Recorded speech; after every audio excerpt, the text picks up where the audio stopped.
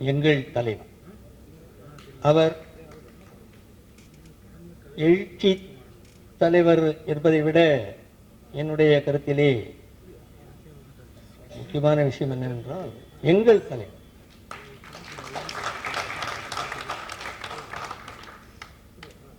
இது வெறும் புகழ்ச்சி அல்ல. அவர்கள் வெளியிட்டு இந்த கவிதை நூலை பெற்றுக்கொண்டோம். எனக்கு கொஞ்சம் கஷ்டம் இருக்கு பேசுறதுல. ஒரு 5-10 நிமிஷம்.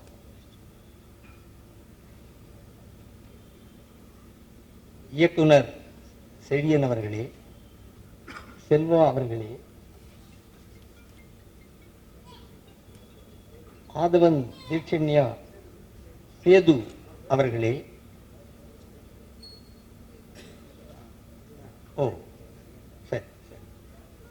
சேது குமணன் அவர்களே, உங்கள் அனைவருக்கும் என்னுடைய பணிவார்ந்த வணக்கங்களை தெரிவித்துக் கொள்கிறேன்.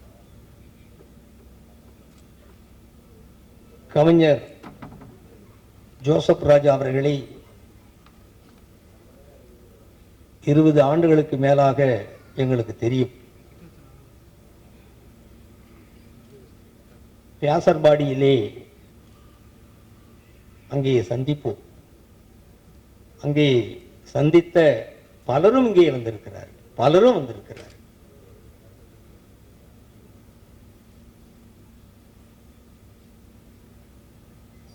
இது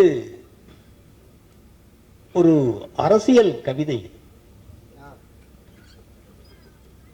முழுக்க முழுக்க ஒரு அரசியல் கவிதை.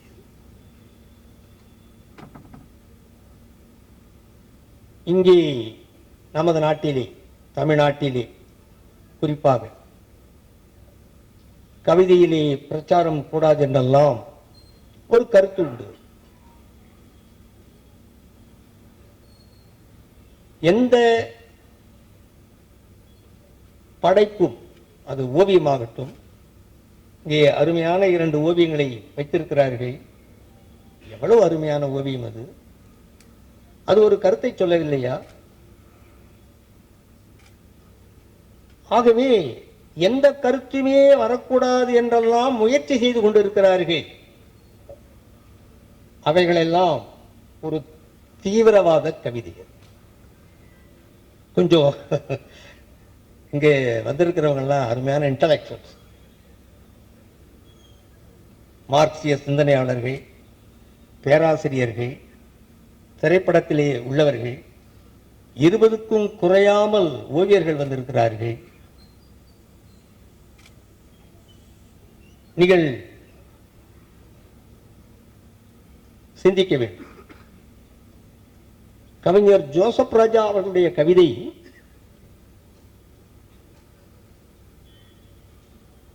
அவருடைய முன்னுரை, 2 முன்னுரை இருக்கு. அந்த 2 முன்னுரையில் நிறைய கருத்துக்களை வைத்திருக்கிறார்.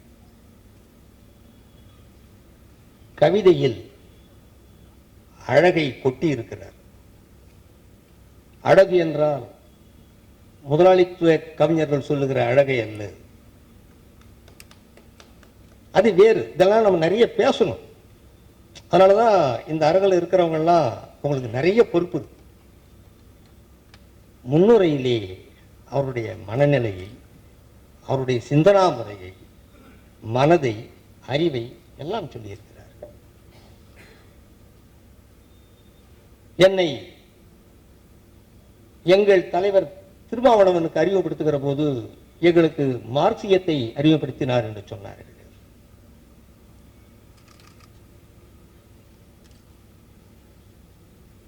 ஆகவே இந்த கவிதை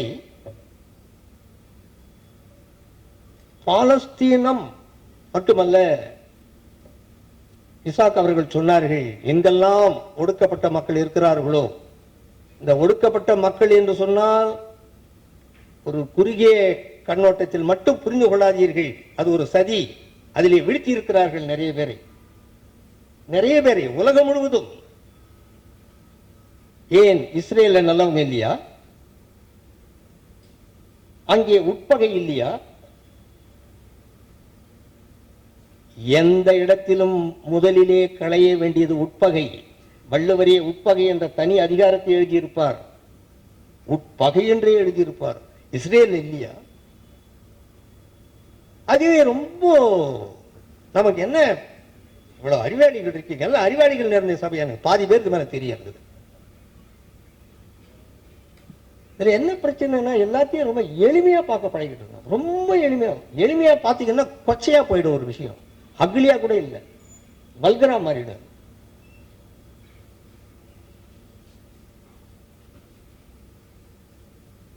தலைவர் திருமாவளவன் அவர்கள் சிந்தித்தால், மனது வைத்தால் ஒரு அருமையான ஆராய்ச்சி செய்கிற கூட்டத்தை நீங்கள் உருவாக்கலாம். இன்று ஆராய்ச்சி இங்கே யாருக்கும் தேவையில்லை. இந்த நாட்டிலே ஆராய்ச்சி தேவையில்லை, ஹிஸ்டரி தேவையில்லை. பயப்படுகிறார்கள் ஹிஸ்டரியை பார்த்து.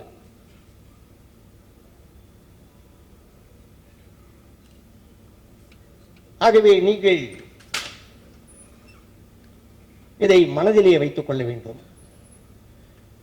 இன்னொரு பக்கம் இந்த கவிதை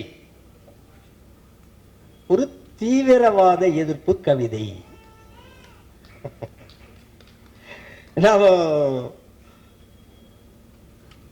இது எல்லாருக்கும் ரொம்ப அட்ராக்ஷனா இருக்குங்க தீவிரவாதம்ன்றது.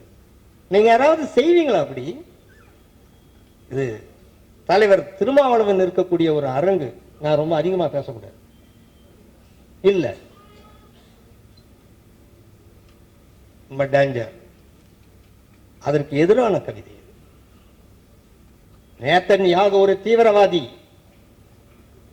பெலோனி காமுகன் ரேப் பண்ணான்னு சொல்லி தீர்ப்பு கொடுத்தாங்க. சைனா வந்தது. இங்க நமக்கு சைனா பற்றிய பிரச்சாரங்கள் வேறு, எல்லாம் புரிஞ்சுக்கணும். ஆகவே அவர்களுடைய எக்கானமி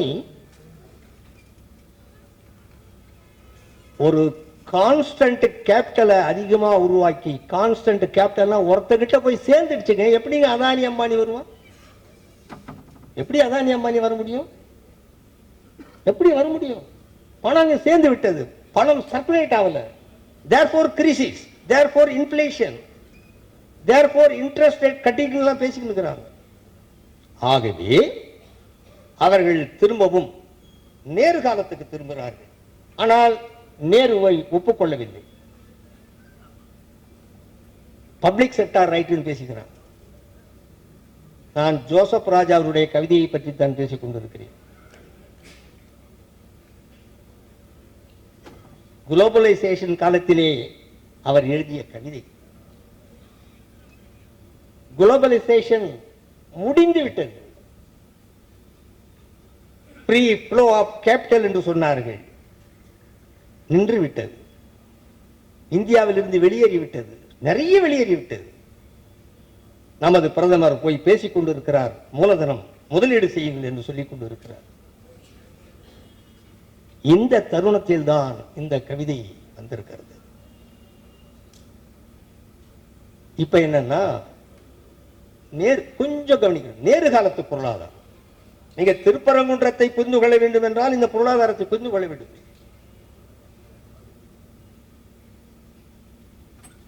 ஒரு பூமி திருப்பியும் ஆத்ம நிர்பார் வராது. குளோபலைசேஷன் கிடையாது. டொமஸ்டிக் மார்க்கெட் முக்கியன்றாங்க. டொமஸ்டிக் மார்க்கெட் முக்கியன்றாங்க. அப்ப டொமஸ்டிக் மார்க்கெட்னா ஆரம்பத்தில் பேசின நேருனுடைய வெல்ஃபேர் எக்கானமி பேசுகிற போது செக்குலரிசம் என்று பேசப்பட்டது. முக்கியமா கொஞ்சம் கவனிக்கணும், செக்குலரிசம் என்று பேசப்பட்டது. அப்பொழுது ஜூடோ செக்குலரிசம் என்று அவர்கள் பேசினார்கள், எதிர்த்தவர்கள். இப்ப திரும்பவும் என்ன வந்து ஆகிவிட்டது என்று சொன்னால், குளோபலைசேஷன் அவங்களுக்கு உதவல, சைனாவுக்கு உதவுச்சு. அப்படி வந்தவுடனே திரும்பவும் ஒரு செக்குலர் எக்கானமிக்கு ட்ரை பண்றாங்க. ஆனா நேர்வை ஒத்துக்கல. இப்ப செய்ய வேண்டியது தலைவர் திருமாவளவன் அவர்களே, செக்குலரிசம் போதாது, கவிதை கல்ச்சர் ரெஃப்ளெக்ட் பண்ணணும். நான் சோசலிசம் கம்யூனிசம் என்று பேசவில்லை. மோர் நெஹ்ரூஸ், மோர் செக்குலரிசம், செக்குலரிசத்தினுடைய மோஸ்ட் ஃபார்ம் நமக்கு அவ்வளவுதான் பிரச்சனை.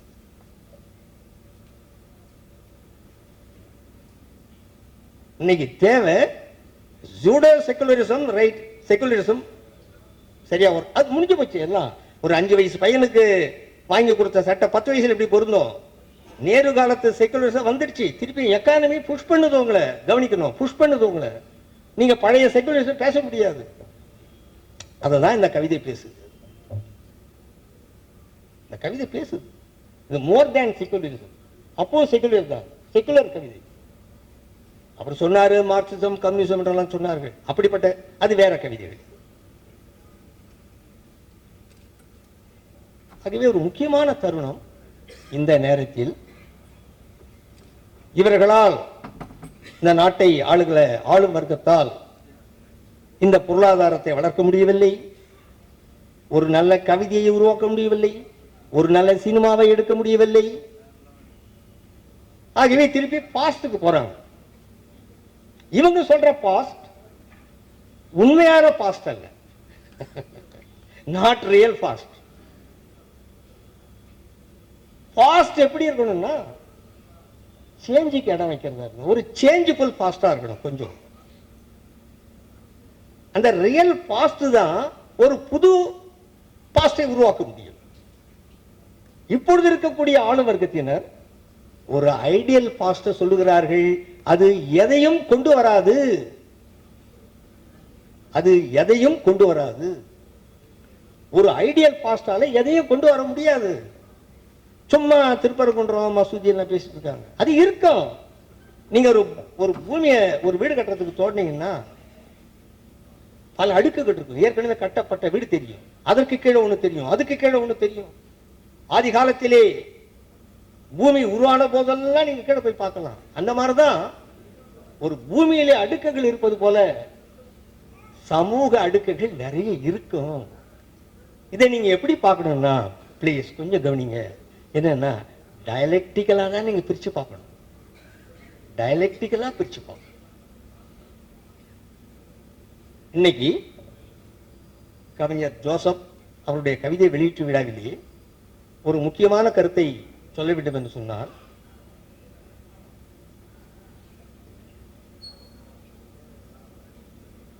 ஹிட்லர் காலத்திலே ஹிட்லர் அறிவாளிகளுக்கெல்லாம் சொன்னா, உங்களுக்கு நிறைய சம்பளம் தரேன், நிறைய பட்டம் தரேன்னு சொன்னாங்க. அதே சிக்கல் இன்றைய அறிவாளிகளுக்கு வேற எங்கேயும் இல்லை, இந்தியாவில் பிரச்சனை இருக்கு. அறிவாளிகள் எப்படி செய்ய போறீங்க? அதற்கு உதாரணம் தான் கவிஞர் ஜோசப் ராஜா அவர்கள். ஒரு நல்ல ஸ்டாண்ட் எடுத்திருக்கார், ஒரு நல்ல ஸ்டாண்ட் எடுத்திருக்கார், அருமையான ஒரு கவிதை எழுதியிருக்கார். ஆக அறிவாளிகள் தடுமாற்றம் அடையாமல், இன்னும் 10 நிமிஷத்துல சாப்பாடு வரும் ஸ்விக்கியில். இன்னைக்கு யார் ஜெயிச்சாங்க கிரிக்கெட் மேட்ச்ல? நியூசிலாந்தா இந்தியாவா? ஆஸ்திரேலியாவா இந்தியாவா? இது என்ன? இது வேற எதுவுமே இல்லையா பேச்சு? இல்ல வேற எதுலையுமே இல்லையா டிவியில சொல்றதுக்கு? ஆக இந்த மாதிரி ஒரு கால நிலைமையில் மிக அற்புதமான ஒரு புத்தகம் வந்திருக்கிறது. இந்த கவிதை குறித்து நிறைய பேசலாம். அவரே ஜோசப் ராஜா அவர்கள் ஊட்டியில படிச்சு கவிதையும் எழுதினாரு, அங்கேயே ஒரு காதலியும் பண்ணாரு. சென்னைக்கு வந்து நிறைய கவிதைகள் எழுதினாரு. அவங்க துணைவியார் கூட வந்திருக்காங்க. அம்மா கொஞ்சம் நிக்க முடியுமா? அவங்கதான் காதல் செய்து திருமணம் செய்து கொண்டவங்க. ரொம்ப சந்தோஷமா இருக்காங்க. ஆமா, உங்க துணை இல்லைன்னா இவ்வளவு எழுதியிருக்க மாட்டாரு.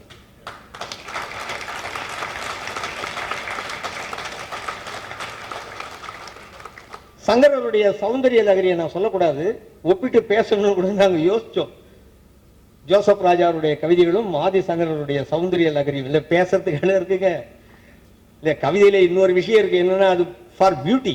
கவிதைன்றது என்னதான் நீங்கள் வந்து அரசியல்னு சொன்னால் கூட அது பியூட்டியாக இருக்கணும். சும்மா வெறும் நியூஸ் பேப்பர் ஸ்டேட்மெண்ட் மாதிரி இருக்கக்கூடாதுன்னு வச்சுக்கோங்க. அந்தம்மா உதவி செய்யலைன்னா அந்த மாதிரி தான். நீங்கள் எனக்கு நிறைய பேசணும், தலைவர் அவர்கள் பேசுறதுக்கு நிறைய இருக்கு. என்னை திருமாவளவன் அவர்கள் இந்த நூலை வெளியிடுகிற விழாவிலே என்னை தலைமை தாங்க சொல்லி என்னை பெருமைப்படுத்திய ஜோசப் ராஜா அவர்களுக்கும் இங்கே வந்திருக்கிற அனைத்து பேருக்கும் என்னுடைய நன்றியை சொல்லி விடைபெறுகிறேன். செல்வா அவர்கள் வழங்குவார்.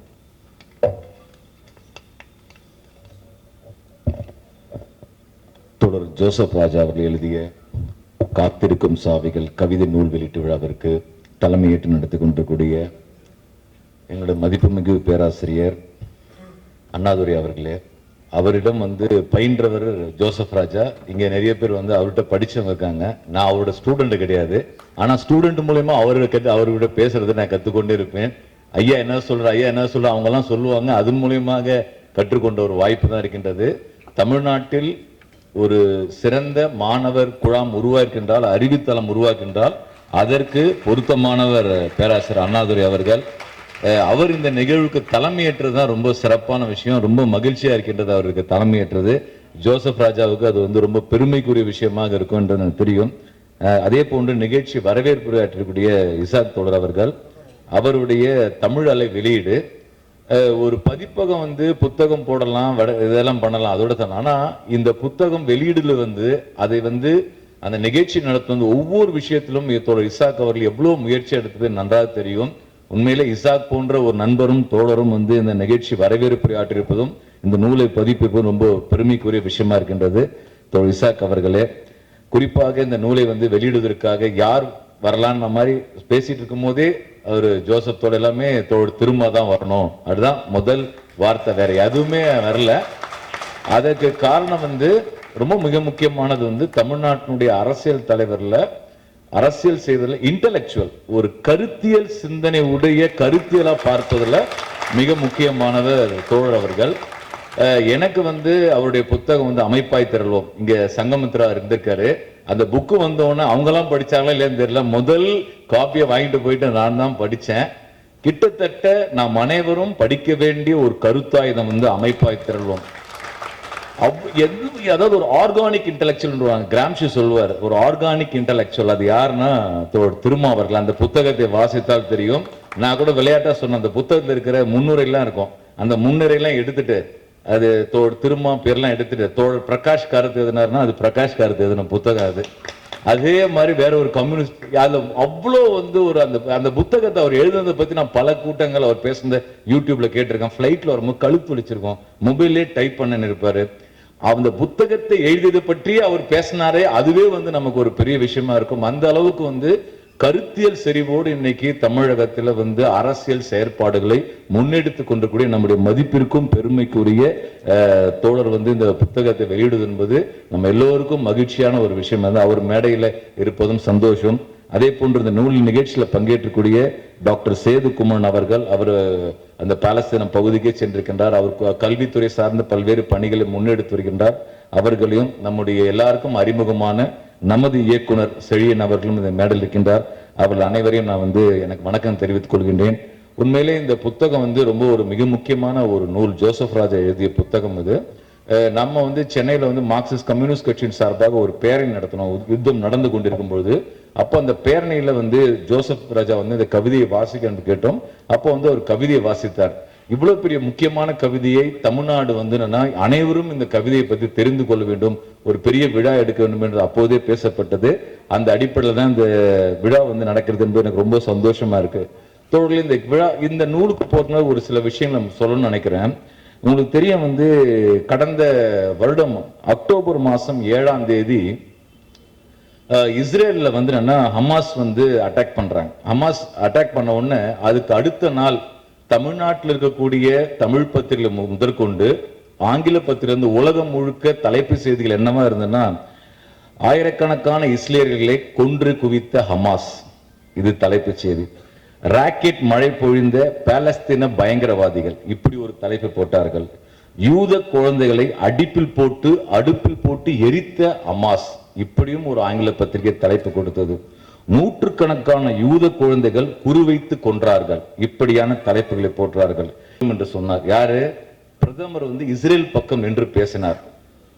இந்த இடத்துல தான் இப்போ யார் அப்ப பேசினாலும் ஹமாஸ் என்பதை ஒரு வில்லனாக சித்தரித்தார்கள். ஒரு எதிர் ஒரு நெகட்டிவ் டோன்ல அந்த அமைப்பை வடிவமைத்தார்கள். அதே போன்று ஹமாஸை யாரெல்லாம் ஆதரிக்கிறார்களோ அவர்களெல்லாம் வில்லன்களாக சித்தரித்தார்கள். அது எந்த இடத்துக்கு போயிடுது என்று பார்த்தீங்கன்னா, பாலஸ்தீனத்தை ஆதரிக்கிறவர்கள் ஒட்டுமொத்தமாக பயங்கரவாதிகள் என முத்திரை குத்தக்கூடிய போக்கு இருந்தது. பிரதமர் அவர்கள் பயங்கரவாத பக்கம் நின்றார். அப்பொழுதுதான் ஜோசப் ராஜா இந்த மண்ணிலிருந்து கவி பாடிய வள்ளுவனையும் வள்ளலார் மரபில் நாங்கள் ஒடுக்குமுறைக்கு உள்ளாகி கொண்டிருக்கக்கூடிய மக்கள் பக்கம் நின்று என் கவிதையை பாடுவேன் என்று காத்திருக்கும் சாவிகள் தொகுப்பு எழுதியிருக்கின்றார். ஒரு சாதாரண விஷயம் இல்லை. இந்த நாடு என்பது நாட்டின் பிரதமரின் குரல் அல்ல. நாட்டின் பிரதமர் இந்தியாவின் குரல் மட்டுமல்ல, இந்த நாட்டில் இருக்கக்கூடிய ஜோசப் ராஜாவின் குரல் தான் இந்தியாவின் குரல் என்பதை காத்திருக்கும் சாவிகள் மூலமாக நாம் பேசுகின்றோம். அதனால் ஒரு நாடாளுமன்ற உறுப்பினர் வைத்து இந்தியாவின் குரல், காத்திருக்கும் சாவிகள் குரல் என்று உலகத்துக்கு முன்னால் பறைசாற்றுவதற்காக தான் இந்த நிகழ்வை நாம் நடத்தி கொண்டிருக்கும் தோழர்களே. ஜோசப் ராஜாவினுடைய இந்த கவிதைகள் இருக்கக்கூடிய வார்த்தைகள் ஒவ்வொன்றும் நீங்க பார்த்தீங்க. ஏன் பாலஸ்தீனத்திலையும் இன்னைக்கு இருக்கக்கூடிய சூழல் என்ன? நண்பர்களே, தோழர்களே, 7ஆம் தேதிக்கு பிறகு, கடந்த ஆண்டு 7ஆம் தேதிக்கு பிறகு நடந்த யுத்தத்தில் 70% மக்கள் கொல்லப்பட்டிருக்கிறார்கள். ஒரு நாட்டில் இருக்கக்கூடிய 70% மக்கள் கொல்லப்பட்டிருக்கிறார்கள். இறந்தவர்கள் பெரும்பாலும் பெண்கள், குழந்தைகள். அந்த நாட்டில் இருக்கக்கூடிய 70% கட்டிடங்கள் முழுமையாக தகர்க்கப்பட்டிருக்கின்றன. 100% கட்டிடங்கள் பாழடைந்த கட்டிடங்களாக இருக்கின்றன. இந்த வரலாற்று பின்னணியோடு தான் இன்றைக்கு நாம் பார்க்க வேண்டும். நேற்று கூட ஒரு செய்தி, போர் ஒப்பந்தம் வந்துவிட்டது என்று சொன்னார்கள். ஆனால் காசா பகுதிக்கு செல்ல வேண்டிய உணவு டேங்கர் இஸ்ரேல் அனுப்பவில்லை. தண்ணீர் அங்கே செல்லாத ஒரு சூழல் நேற்றைய செய்தி, உலகத்தினுடைய முக்கியமான சூழல். இந்த சூழல்ல தான், இப்படிப்பட்ட சூழலில் ஒரு மண்ணில் எவ்வளவு பெரிய ஒடுக்குமுறை நடந்திருக்கின்றதோ அந்த ஒடுக்குமுறையை தான் தோழர் அவர்கள் தன்னுடைய கவிதையிலே இங்கே பேசுகின்றார். நண்பர்களே, இங்கே ரொம்ப விரிவாக தோழர் அந்த பல கவிதைகளை பேசியிருக்கிறார். நானும் அந்த கவிதைகளை சிலதை இங்க வாசிக்க நினைக்கின்றேன். ஒரு இடத்துல சொல்கிறார், போர்களை பற்றி தொடர்ந்து எழுதி கொண்டிருக்கின்றேன், போர்களின் கொடுமையை தொடர்ந்து கவனித்துக் கொண்டிருக்கின்றேன். ஒரு போரை பத்தி எழுதுது எவ்வளவு ஒரு கொடூரமான செயல். போரை பார்ப்பதே செயல். நான் ஜோசப் கிட்ட கேட்டேன், பல இரவுகள் அவரால் தூங்க முடியல. அந்த போர் யுத்தத்தில் அவர் நின்று கொண்டிருக்கிறார். அங்கிருந்து அந்த கவிதை எழுதக்கூடியவனாக இருக்கின்றார். இந்த கவிதையில் மிக முக்கியமான விஷயம் என்னன்னு சொன்னால், பாலஸ்தீன கவிஞர் மஹ்மூத் தர்விஷ் நமக்கு தெரியும். அவருடைய கவிதை தொகுப்புகள் கிட்டத்தட்ட தமிழில் ஒரு 5 தொகுப்புகள் கிட்ட வந்திருக்கின்றது. அவர் மஹ்மூத் தர்விஷ் சொல்லுவார், கவிதை என்றால் எப்படி இருக்க வேண்டும் என்று மஹ்மூத் தர்விஷ் சொல்றார் என்றால், எதிர்ப்பை பற்றிய கவிதை எதிர்ப்பை விட ஒருபடி மேலோங்கியதாக இருக்க வேண்டும்.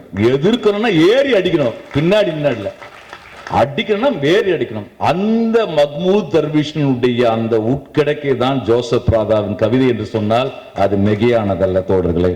அதே போன்று இந்த கவிதையிலே ஒவ்வொரு இடத்திலையும் ஒரு புகைப்படங்கள் கிட்டத்தட்ட ஒரு எங்கேயாவது உலகத்தை நம்மளும் பார்க்கிறோம். நியூஸ் பேப்பரை ஹிந்துல பார்க்கிறோம், தினத்தந்தியில பார்க்கிறோம், எது இணையத்துல பார்க்கிறோம். நம்ம ஒரு படமா கடந்து செல்கின்றோம். ஆனா அந்த படம் தான் இவர் கவிதையை எழுத வைத்திருக்கின்றது. ஒரு புகைப்படம் கவிதை இருக்கின்றது. இங்கே நான் ஒன்று சொல்ல விரும்புகின்றேன். இங்கே ஒரு அற்புதமான கண்காட்சி வெளியே இருக்கின்றது. அதை வரைந்த ஓவியர்கள் எல்லாம் நாம் கரம் இழுக்கி பாராட்ட வேண்டியிருக்கின்றது. உண்மையிலே அந்த கவிதை அந்த ஓவியருடைய மனதுக்குள் போயிட்டு அது அங்க நிற்கின்றது. இப்படிப்பட்ட இதெல்லாம் நமக்கு தமிழ்நாடு ரொம்ப ரொம்ப நம்ம முன்னோக்கி இருக்கு என்பதற்கு இது ஒரு சான்று. ஏன்னா இளைஞர்கள், மாணவர்கள் அந்த ஓவியத்தை உருவாக்கி இருக்கின்றார்கள். அதுல ஒரு புகைப்படத்தை வைத்து ஜோசப் ராஜா ஒரு கவிதை எழுதியிருக்கின்றார். காசாவின் புகைப்படங்கள் உலகத்தின் மனசாட்சியை உலுக்கி விட்டதாக சொல்கிறீர்களே. நம்மள சொல்றோம்லப்பா, அந்த படத்தை பார்த்தோம் மனசே உலுக்கிச்சுன்னு சொல்லிட்டு இவர் சொல்றாரு, காசாவின் புகைப்படங்கள் உலகத்தின் மனசாட்சியை உலுக்கி விட்டதாக சொல்கிறீர்களே. அப்படி என்றால் இந்த உலகத்திடம் மனசாட்சி என்பது இன்னும் இருக்கிறதா? மனசாட்சி இந்த உலகத்தில் இருக்கிறா என்ற ஒரு கேள்வியை அவர் எழுப்புகின்றார்.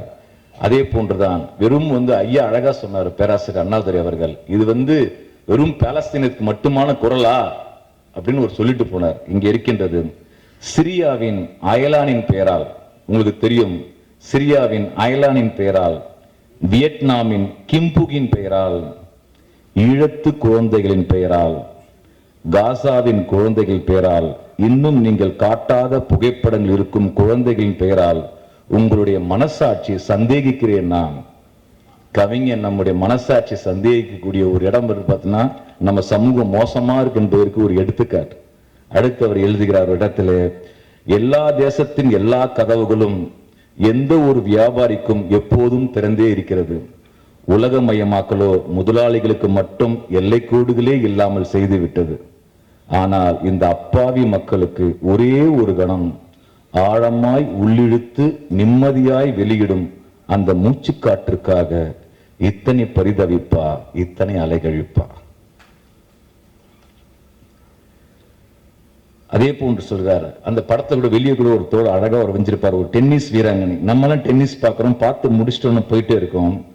இந்த பாலஸ்தீன மக்களுக்கான குரல் உலகத்தில் எல்லா பகுதியிலும் எதிரொலித்துக் கொண்டுதான் இருக்கின்றது. ஏன் இஸ்ரேலின் உள்ளரையும் எதிரொலித்துக் கொண்டுதான் இருக்கின்றது. அது விளையாட்டு மைதானத்தில் எதிரொலித்திருக்கின்றது ஒரு குரல். ஒரு ஸ்போர்ட்ஸ்மேன் எப்படி இருக்கணும்? ஒவ்வொருத்தருக்கும் ஒரு பாலிடிக்ஸ் இருக்கு. மீடியா பிரஸ்னா பிரஸுக்கு ஒரு பாலிடிக்ஸ் இருக்கு, ஓவியருக்கு ஒரு அரசியல், எல்லாருக்கும் அரசியல் இருக்கு. ஆனால் அந்த அரசியல் எப்படி வெளிப்படுத்துறாள் பாருங்கள். ஒரு துன்சினியா சேர்ந்த ஒன்ஸ் ஜபியர், அந்த பேர் நான் சரியா முன்மொழினா ஒன்ஸ் ஜபியர், அந்த இளம் பெண்ணுடைய போட்டோ போட்டு அந்த கண் கலங்கிற போட்டோ, அந்த கவிதை நீங்க அவசியம் இந்த படங்களை மட்டும் ஒரு இடம் பார்த்து விட்டு அப்புறம் கூட கவிதையில படிங்கள்.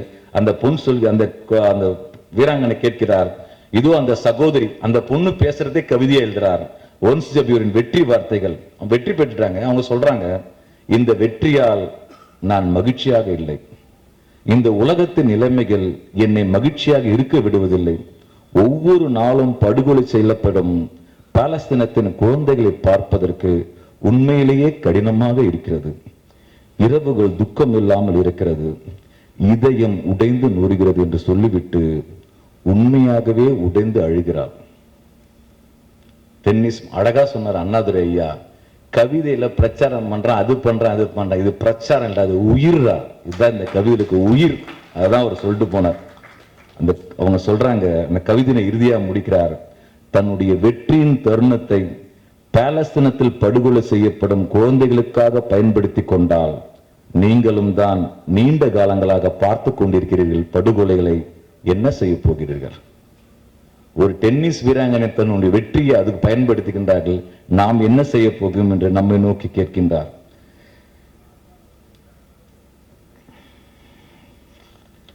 இதுல ஒரு இடம் வரும், காசாவினுடைய புறாக்கள். இயேசுவே இப்ப இருந்தாலும் என்ன செஞ்சிருப்பார்? இதை பார்த்தான்னு ஒரு கவிதையில எழுதியிருப்பார். அப்படியே நான் ஒரு நிமிஷம் அப்படி நின்று அப்படியே படிச்சுட்டு இருக்கேன். அந்த கவிதையினுடைய கடைசி பத்தியை மட்டும் நான் வாசிக்கிறேன்.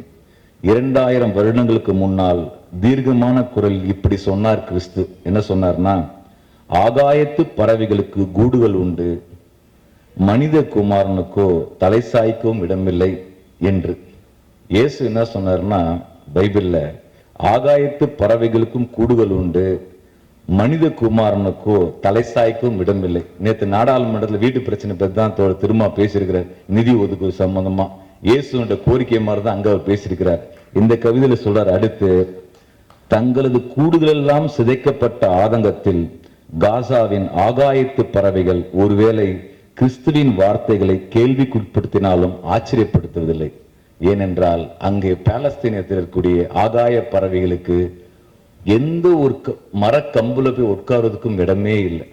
நம்ம சொல்லுவோம், யோ வெட்ட வெளிச்சமா இருக்கு, ஒரு கூரை கூட இல்லையா மனுஷன்னு சொல்லிட்டு. பறவைக்கு வசதிக்கு கூட நிறைய இடம் இருக்குது, ஆனா மனுஷனுக்கு ஒரு இடம் இல்லணும். ஆனால் தோழர்களே, நண்பர்களே, பாலஸ்தீனத்தில் அந்த நாட்டினுடைய பறவை அமர்வதற்கு ஒரு மரக்கிளை இல்லை.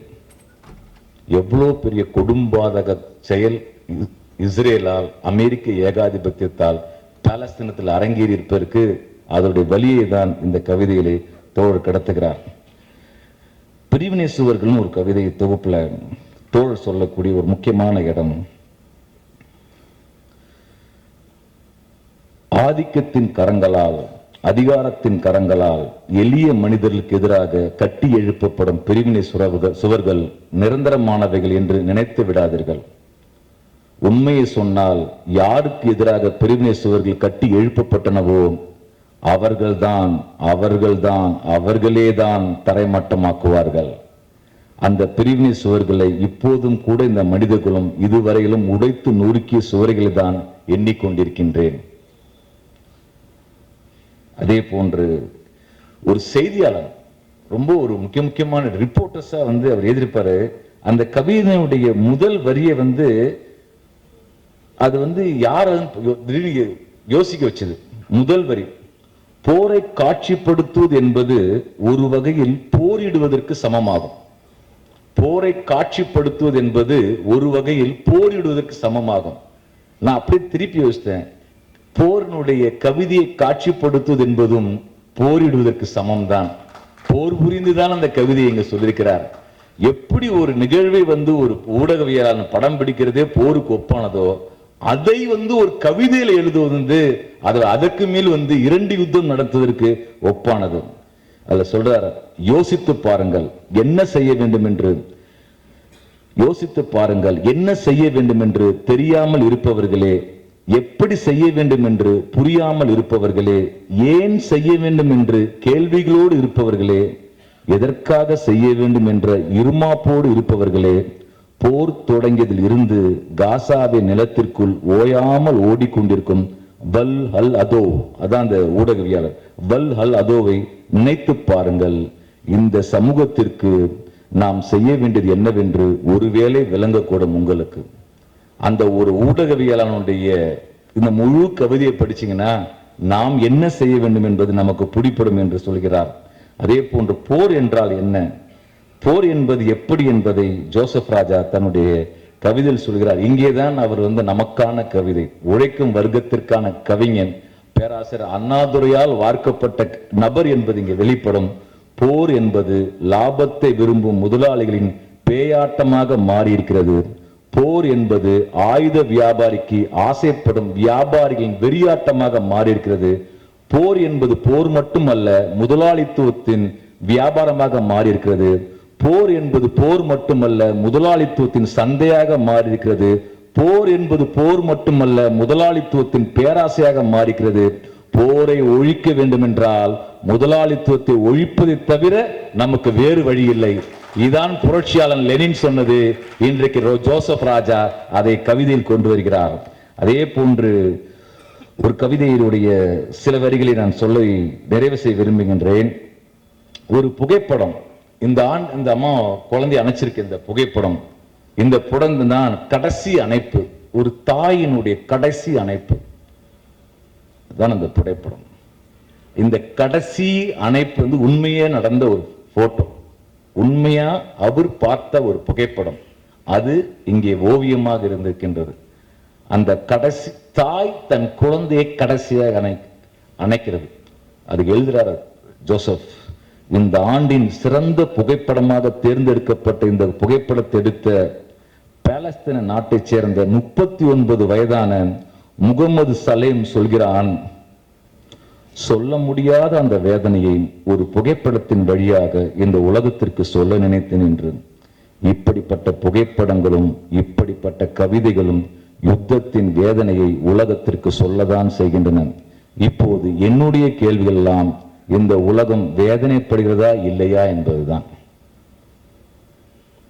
அந்த கவிதையை பற்றி சொல்றார். அதே போன்று சூரிய பறவை, கிட்டத்தட்ட அந்த பாலஸ்தீன மக்களுடைய ஒரு மிக முக்கியமான கவிதை, இந்த போட்டோ போட்டிருக்கார். சூரிய பறவை, அதோடைய அந்த ஊர்ல அந்த நிலத்துல அந்த சூரிய பறவை சொல்கிறது. இதுல சூரிய பறவை இருக்கும், ஆலிவ் மரங்கள் இருக்கும். நம்ம ஊர்ல சொல்றாங்க ஆலிவ் ஆயில் சாப்பிடுங்க, ஆலிவ் எண்ணெய் சாப்பிடுங்க, உங்க உடலுக்கு நல்லதுன்றாங்க. இதை படிச்சா ஆலிவா எட்டு நின்று நீங்க ஆலிவ் எண்ணெய், ஆலிவ் மரங்கள் பத்தி நம்ம இங்க பேசுகின்றது. இந்த ஆலிவ் மரங்கள் அது பிரச்சனை வரும். அந்த சூரியகாந்தி சூரிய பறவை, அதனுடைய சூரிய பறவை பேசுவதா இருக்கும்.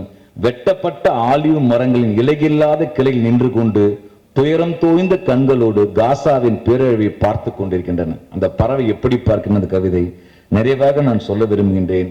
இந்த கவிதை ஒரு விரக்தியை, அல்லோ எதுவுமே நடக்க முடியாது என்பதை சொல்லவில்லை. அதற்கு மாறாக இந்த கவிதையின் உள்ளே இருக்கக்கூடிய மிக முக்கியமான விஷயம் என்னென்று சொன்னால் நண்பர்களே, அவர் சொல்கிறார் ஒரு கவிதையின் இடையிலே இறுதியிலே 75 வருடங்களுக்கு முன்னால் துரத்தப்பட்ட பாலஸ்தீனர்கள் அவருடைய தேசத்திற்காகத்தான் சாவியோடு காத்திருக்கிறார்கள், அவளுடைய நிலத்திற்காக தான் சாவிகளோடு காத்திருக்கிறார்கள், அவருடைய வீட்டிற்காக தான் சாவிகளோடு காத்திருக்கிறார்கள்.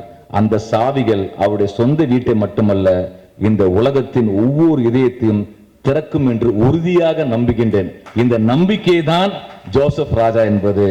அதே போன்று இன்னொரு கவிதையில ரொம்ப அழகாக அந்த வார்த்தையை சொல்லி முடிப்பார் தோழர் ஜோசப் ராஜா. வரலாறு நெடுகிலும் பாசிஸ்டுகள் ஒரே மாதிரி தான் பொய் சொல்கிறார்கள். வரலாறு நெடுகிலும் பாசிஸ்டுகள் ஒரே மாதிரி தான் பொய் சொல்கிறார்கள், ஒரே மாதிரி தான் படுகொலை செய்கிறார்கள், கடைசியில் ஒரே மாதிரி தான் செத்தும் தொலைகிறார்கள்.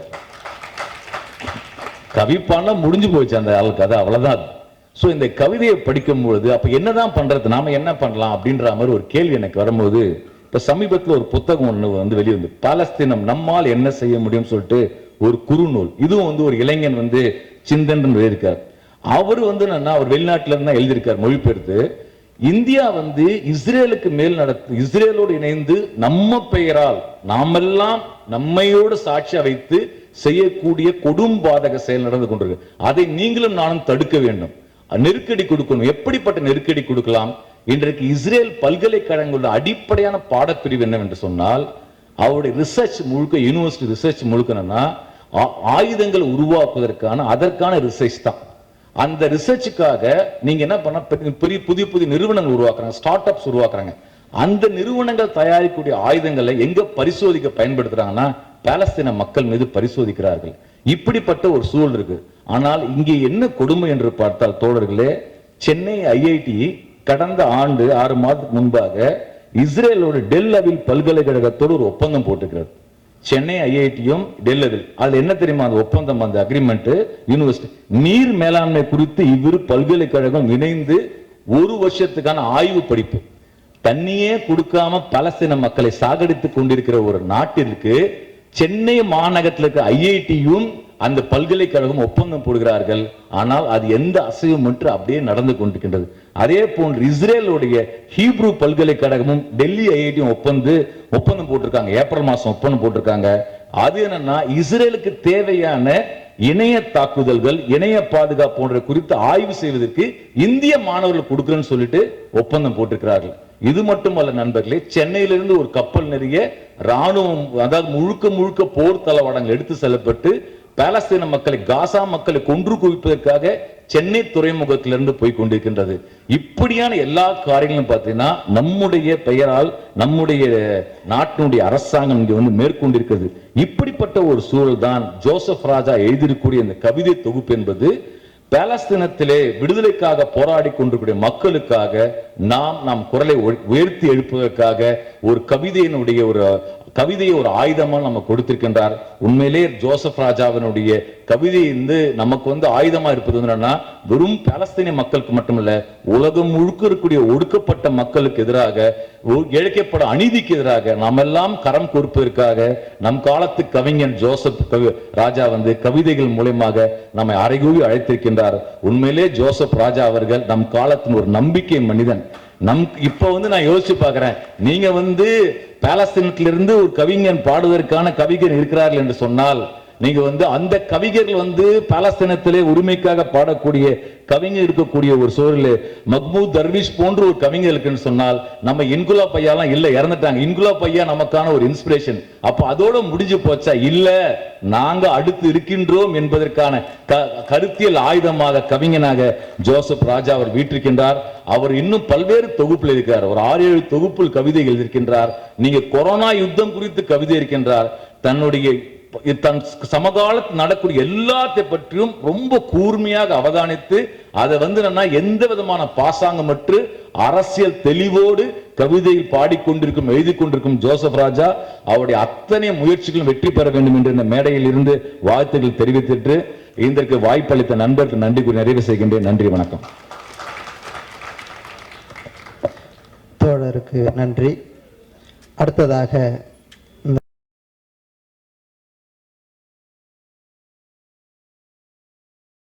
நிழற்படம் என்பது 100 வார்த்தைகள் என்று சொல்வார்கள். அது மறுநாளே 100 வார்த்தைகளில் கவிதையாக எனக்கு திரும்பி வரும். அப்படி ஒவ்வொரு விஷயத்தையும் நுணுக்கமாக பார்த்து எழுதியிருக்கிறார். அவர்களுடைய வாழ்த்துக்களையும் நான் தெரிவித்துக் கொள்கிறேன். இந்த நூல் எனக்கு 3 விதத்தில் எனக்கு பிடிக்கும். ஏன் இந்த நூல் எனக்கு பிடிக்கும் என்பதற்கு 3 காரணங்கள் இருக்கிறது. தோழர் அதில் இருக்கக்கூடிய அரசியலை பற்றி பேசினார். நான் இந்த நூலில் இருக்கக்கூடிய அழகியலையும் அதில் இருக்கக்கூடிய தொழில்நுட்பத்தையும் பற்றி ஒரு திரைப்பட மாணவனாக நான் பற்றி பேச விரும்புகிறேன். முதல் காரணம், தமிழில் அகம் புறம் என்று அகப்பாடல்கள் இருக்கிறது, புறப்பாடல்கள் இருக்கிறது. அகம் என்பது காதல் வாழ்க்கையை சொல்கிறது, புறம் என்பது போர் வாழ்க்கையை சொல்கிறது. இந்த பாடல், இந்த கவிதை நூல் போர் பற்றிய அக உணர்வுகளை சொல்கிறது.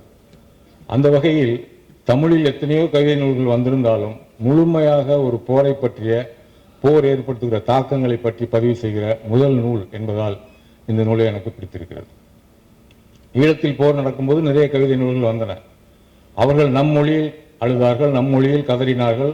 நமக்குள்ளே ஒரு அன்பும் பாசமும் பொங்கி வந்தது, அது வேறு. ஆனால் 5000 கிலோமீட்டருக்கு அப்பால் இருக்கக்கூடிய அவர்கள் மொழி வேறு, இவர்கள் சொல்வது போல இனம் வேறு, இவர்கள் மொழியில் சொன்னால் மதமும் வேறு. ஆனால் அதற்காக ஒரு கவிதை எழுதுகிறார், முழு தொகுப்பு எழுதுகிறார் என்பதால் இந்த தொகுதி எனக்கு மிகவும் பிடித்திருக்கிறது. இரண்டாவது காரணம், ஒரு ஆய்வாளர் சமூகத்தை ஆய்வு செய்கிறார். ஆய்வு செய்யும் போது அவர் சொல்கிறார், கடந்த 25 வருடங்களில் சமூக அமைப்பு எப்படி மாறி இருக்கிறது, சமூக அமைப்பில் என்ன விதமான மாற்றங்கள் நடந்திருக்கிறது என்று பார்க்கும்போது முக்கியமான ஒரு விஷயத்தை சொல்கிறார். உலகத்தை நாம் நேரடியான கண்களால் பார்ப்பது குறைந்து விட்டது. நமக்கும் உலகத்துக்கும் இடையில் ஒரு கண்ணாடி திரை வந்துவிட்டது. அது உங்களுடைய செல்போன் திரையாக இருக்கலாம், இல்லை லேப்டாப்போட திரையாக இருக்கலாம், இல்லை உங்கள் டிவியோட திரையாக இருக்கலாம். உலகத்தை நீங்கள் நேரடியாக பார்ப்பதற்கு முன்னால் ஒரு கண்ணாடி செருகப்பட்டு விட்டது. அது தொழில்நுட்ப வளர்ச்சியால் இருக்கலாம், விஞ்ஞான வளர்ச்சியால் இருக்கலாம், அதன் பின் பல அரசியல்கள் இருக்கலாம். நடக்கிற எதையுமே நீங்கள் உங்கள் எதையுமே பாதிக்காது. ஏனென்றால் உங்களுக்கு நடுவில் கண்ணாடி இருக்கிறது. உலகத்தில் என்ன நடந்தாலும் நீங்கள் அதை கடந்து செல்வீர்கள். சாலைகளோடு அடிபட்டு விழுந்தால் பார்த்துட்டு உங்கள் செல்போனை பார்த்துட்டு கடந்து செல்வீர்கள். திரையரங்கில் ஒரு படம் ஓடிக்கொண்டிருந்தால் படத்தை பார்ப்பீர்கள், செல்போனை பார்ப்பீர்கள், கடந்து செல்வீர்கள். ஒரு பூங்காவில் ஒரு முதியவர் உட்கார்ந்து இருக்கிறார். அவர் தனியாக உட்கார்ந்து அழுது கொண்டிருக்கிறார். இதே சம்பவம் ஒரு 20 வருஷத்திற்கு 25 வருஷத்துக்கு முன்னால் நடந்திருந்தால் ஒரு 4-5 பேர் அருகில் போய், ஐயா உங்களுக்கு என்ன பிரச்சனை, ஏதாவது உடம்பு முடியலையா, இல்லை வீட்டில் யாராவது விட்டுட்டு போயிட்டாங்களா, என்ன பிரச்சனை, ஒரு 4 பேர் போய் கேட்பாங்க. ஆனால் இப்போ இருக்கக்கூடிய மனநிலை, அவரை பார்த்து கொண்டே கடந்து செல்வார்கள், அல்லது செல்போனில் ஒரு ஃபோட்டோ எடுத்து சமூக ஊடகத்தில் அதை பற்றி எழுதுவார்கள். அப்போ எவ்வளவு அளவுக்கு நம்ம விலகி செல்கிறோம் என்பது, இந்த கண்ணாடி திரை என்பது மிக மோசமான ஒரு விஷயமாக இருக்கிறது. அதனால் அந்த ஆய்வாளர்கள் சொல்கிறார்கள், இந்த சமூகம் ஒரு விதமான நெகிழ்வுத்தன்மையை இழந்துவிட்டது. எதையும் பார்த்து நெகிழ்ச்சி அடையக்கூடிய தன்மையை இழந்துவிட்டது, கோபத்தை இழந்துவிட்டது, ஒரு விதமான அறச்சீற்றத்தை இழந்துவிட்டது. எல்லாம் ஒட்டுமொத்தமாக எம்பத்தி என்கிற பரி உணர்வை அது இழந்துவிட்டது. இந்த சமூகம் என்பது மற்றவர்களுக்கு நடக்கக்கூடிய விஷயத்தை பார்த்து இதில் நான் ஏதாவது பங்கெடுக்க முடியுமா, இதை பற்றி நான் ஏதாவது குரல் கொடுக்க முடியுமா, அப்படி என்கிற விஷயத்திலிருந்து ஒதுங்கி அதை வேடிக்கை பார்த்து கடந்து செல்லக்கூடிய இடத்துக்கு அந்த மனப்பான்மை வந்துவிட்டது. அப்ப எம்பத்தி என்கிற ஒரு விஷயம் இந்த நூலில் முழுமையாக இருக்கிறது. 5000 கிலோமீட்டருக்கு அங்கே நடக்கக்கூடிய ஒரு விஷயத்தை ஒரு கவிஞன் பார்த்து எதற்காக இவ்வளவு கோபம் கொள்கிறார், எதற்காக இவ்வளவு அறச்சீற்றம் கொள்கிறார். ஒரு கவிதை அவர் காலையில் எனக்கு அனுப்புவார். அந்த கவிதையை படிக்கும்போது ஒரு கவிதை முகத்தில் ஓங்கி அரைந்தது போல் இருக்கும். நீ என்ன செய்கிறாய் இந்த சமூகத்திற்கு, நீ என்ன செய்கிறாய் இந்த பிரச்சனைக்கு என்பது ஒரு மனச்சாட்சி சார்ந்த பிரச்சனைகளை, நம்முடைய கையேறு நிலையை இந்த கவிதைகள் முழுக்க நமக்கு எடுத்துரைக்கும். அந்த வகையில் எம்பத்தி சார்ந்து இயங்குவதால் இந்த நூலை எனக்கு பிடிக்கும். தர்வீஷ் பற்றி சொன்னார்கள். தர்வீஷ் ஒரு கவிதையில் சொல்கிறார், பாலஸ்தீனில் சாலை தான் என்னுடைய வீடு, காற்று தான் என்னுடைய முகவரி. அல்ரீரா என்ற இன்னொரு கவிஞர், அவர் சொல்கிறார், ஒவ்வொரு நாளும் நீங்கள் எதற்காக விழித்தெழுகிறீர்கள், நாம் எதுக்காக முழிக்கிறோம், ஒரு வேலைக்கு போகிறோம், ஒரு கடைக்கு போகிறோம், இல்லை வேலைகள் இருக்குது, பொறுப்புகள் இருக்குது. ஆனால் அவர் சொல்கிறார் அவர் கவிதையில், ஒவ்வொரு நாளும் நாங்கள் விழித்தெழுவது இந்த உலகத்திற்கு நாங்கள் உயிரோடு இருக்கிறோம் என்று காட்டுவதற்காக அப்படிங்கிறார். அப்படி பேசின கவிஞர் 2023 ஒரு குண்டு தாக்குதலில் கொல்லப்பட்டு விட்டார். அப்போ உலகம் முழுக்க ஒரு மக்கள் ஒரு விஷயத்தை வேடிக்கை பார்க்கும்போது தமிழில் ஒரு விஷயத்தை ஒருவர் கோவப்படுகிறார், அவருடைய தூக்கம் இழக்கிறார், அந்த எம்பத்தி எனக்கு பிடித்திருக்கிறது. அதற்காக இந்த கவிதை நூலை நான் நேசிக்கிறேன். மூன்றாவதாக என் துறை சார்ந்து இந்த நூலை நான் பார்க்கிறேன். முதல் முறை படிக்கும்போது இது ஒரு கவிதை. ஒரு திரைப்பட மாணவனாக நான் அதை அணுகி பார்க்கும்போது முதல் முறை படிக்கிறதுக்கு மேலோட்டமாக ஒரு கவிதை, கொஞ்சம் அடுத்த முறை நீங்கள் படித்தீங்கன்னால் அதற்குள் ஒரு கதை, இன்னொரு முறை வாசித்தால் அதற்குள் ஒரு கதாபாத்திரம், இன்னொரு முறை வாசித்தால் அதற்குள் ஒரு திரைக்கதை இருக்கிறது. நண்பர்களே, நான் சொல்கிறேன், இந்த நூலில் 5 சிறந்த படங்களுக்கான திரைக்கதை இருக்கிறது. ஒரு முறை ஈரானிய இயக்குனர் மக்மல் பஃபிங் வந்திருந்தார். அவர் நாட்டுக்காக எதிர்த்து போரிட்டு நாடு கடத்தப்பட்டு ரஷ்யாவுக்கு போய் ரஷ்யாவிலிருந்து சென்னைக்கு வந்திருந்தார். அவரை நான் சந்தித்தேன். சந்திக்கும் போது அவர் பேசிக் கொண்டிருக்கும் போது அவர் சொன்னார், சினிமா என்பது இந்தியாவில் பொழுதுபோக்கு, பார்க்கிறவர்களுக்கு பொழுதுபோக்கு, எடுக்கிறவர்களுக்கு அது தொழில், ஆனால் சினிமா எங்களுக்கு போர் முறை என்று சொன்னார். ரஷ்ய புரட்சி நடந்தவுடன் லெனின் செய்தது என்ன செய்தார்? முதலாக திரைப்பட கல்லூரியை தான் ஆரம்பித்தார். அதனால் தலைவர் அவர்களே, நம் இளைஞர்களுக்கு நாம் சினிமாவை கற்றுக் கொடுக்க வேண்டும். சினிமா தான் ஒரு ஆயுதம். நம்ம எல்லோருடைய கையிலும் இருக்க வேண்டிய ஆயுதம் என்பது ஒளிப்பதிவு கருவி, கேமரா தான். அந்த கேமராவினால்தான் பல சாம்ராஜ்யங்கள் வீழ்கின்றன, பல மடங்கள் வீழ்கின்றன. பாலச்சந்திரனின் மரணம் ஒரு கேமரா தான் உலகத்திற்கு சொன்னது. வியட்நாம் சிறுவி நிர்மாணமாக ஓடி வரும்போது அந்த இமேஜ் தான் உலகத்தை முதல் உலகப் போரை அது நிறுத்தியது. கெவின் கார்ட்டர் என்ற ஒரு புகைப்பட கலைஞர், அந்த புகைப்படம் தான் உலகத்தையே வேற ஒரு விதமாக ஒரு போட்டோ எத்திக்ஸ் என்கிற விஷயத்தை சொல்லிக் கொடுத்தது. அப்ப நம்ம செய்ய வேண்டிய விஷயங்கள், நம்ம இளைஞர்களுக்கு கையில் கேமராவை கொடுங்கள், தொழில்நுட்பத்தை கற்றுக் கொடுங்கள். பொதுவாக இப்போ பாலஸ்தீனியம் பிரச்சனை என்றால் நீங்கள் ஒரு செய்தியை பார்க்க வேண்டும் என்றால் அல் ஜசீரா டிவியை பார்த்தால் போதும். அதை நான் புகைப்படம் வழியாக புரிந்து கொள்ள வேண்டும் என்றால் முகமது செல்லம் எடுத்த 2024 வேர்ல்டு பெஸ்ட் போட்டோகிராஃபி என்ற அவார்டு வாங்கின இந்த படத்தை பார்த்தால் போதும். அதை இசையின் வழியாக நான் புரிந்து கொள்ள வேண்டும் என்றால் மேரி ஆஃப் காசா என்று ஒரு இப்போ கூட்டம் ஆரம்பிப்பதற்கு முன்னால் ஒளிபரப்பினார்கள், அதை பார்த்தீங்கன்னா போதும். ஒரு ஆவணப்படம் மூலமாக நான் பாலஸ்தீன பிரச்சனையை நான் புரிந்து கொள்ள விரும்புகிறேன் என்றால் 5 broken cameras ஒரு டாக்குமெண்ட்ரி இருக்கு, அந்த டாக்குமெண்ட்ரியை பாருங்க.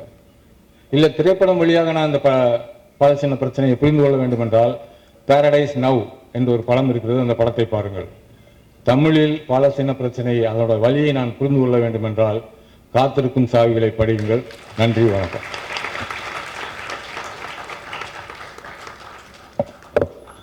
இயக்குனருக்கு நன்றி. அடுத்ததாக அண்ணன் டாக்டர் சேதுக்குமணன் அவர்கள் அவருடைய கருத்துக்களை பகிர்ந்து கொள்வார்.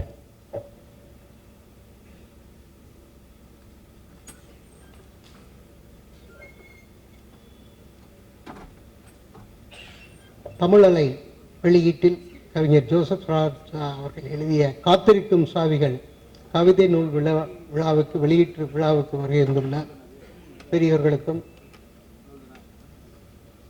தலைவர் தலைமையேற்றிருக்கின்ற பேராசிரியர் அண்ணாதுரை அவர்களுக்கும் தோழர் செல்வா அவர்களுக்கும் இயக்குனர் செலியன் அவர்களுக்கும் ஈசாக் அவர்கள் பல நூல்கள், என்னுடைய நூல்கள்லாம் வெளியிட்டிருக்காரு, அவருடைய குடும்பத்தார் அவர்களுக்கும், எழுச்சி தமிழர்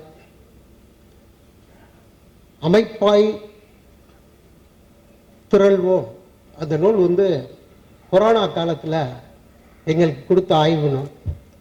அதை படித்த போது தான் நாங்கள் பெருமையும் உயர்வும் அடைய முடிந்தது கொரோனா காலத்திலே. அப்பேற்பட்ட நூலை இளையர் சமுதாயம், ஒரு தலைமை தாங்க வேண்டியவர்கள் கட்டாயம் படிக்க வேண்டிய நூல். நான் படித்துவிட்டு யாருக்காவது கொடுக்க வேண்டும். அப்பேற்பட்ட நூலை எழுதிய மதிப்புக்கும் மரியாதைக்கும் உரிய எங்கள் அண்ணன் எழுச்சி தமிழர் திருமாவளவன் அவர்களை வணங்குவதில் பெருமை அடைகிறேன், மகிழ்ச்சி அடைகின்றேன். இங்கே நான் 25 வருஷமாக பெண்கள் கல்லூரி முதல்வர் தொகுதியில் நடத்திட்டு இருக்கேன். ஆனால் இங்கே பெண்கள் வரலையேன்னு கவலைப்படையில் பேராசிரியர் ஜோசப் ராஜா அவர்களுடைய மனைவியை நிற்க வச்சாங்க. இந்த நூல் வெளியிடுறதுனால எவ்வளவு லாஸ் ஆகும்னு அவருக்கு தெரியும். நாங்களும் பல நூல் எழுதி நிறைய லாஸ் ஆனால் கூட மன மகிழ்ச்சியோடு அந்த நூல்களை கொண்டு போய் சேர்ப்போம். அந்த வகையில் அவர்களுடைய துணைவியாருக்கு இந்த வேளையில் நன்றி தெரிவித்துக் கொண்டு, இந்த புகைப்படம் உலகம் பூரா பார்க்க முடியும் இந்த புகைப்படம். ஆனால் தமிழர்கள் மட்டும்தான் இப்பேற்பட்ட தாய்க்கு தலை நிமிர வைக்கக்கூடிய தமிழர்களால் மட்டும்தான் முடியும். இந்த புகைப்படத்தை வரைந்த ஓவியருக்கு நெஞ்சார்ந்த நன்றியை தெரிவித்துக் கொள்கின்றேன். மிகச்சிறந்த ஓவியம். அவர் விலைக்கு கொடுக்குறோம்னு சொன்னார். அது ஏலம் போட்டோம்னா நான் எடுத்துருவேன், யாரை கேட்டால். 2 ஓவியங்களும் இந்த தமிழர்களுக்கு இப்படி ஒரு புறநானூற்றில் இருக்கின்ற தாயை போல நிமிர வைத்த ஓவியருக்கு நெஞ்சார்ந்த நன்றி.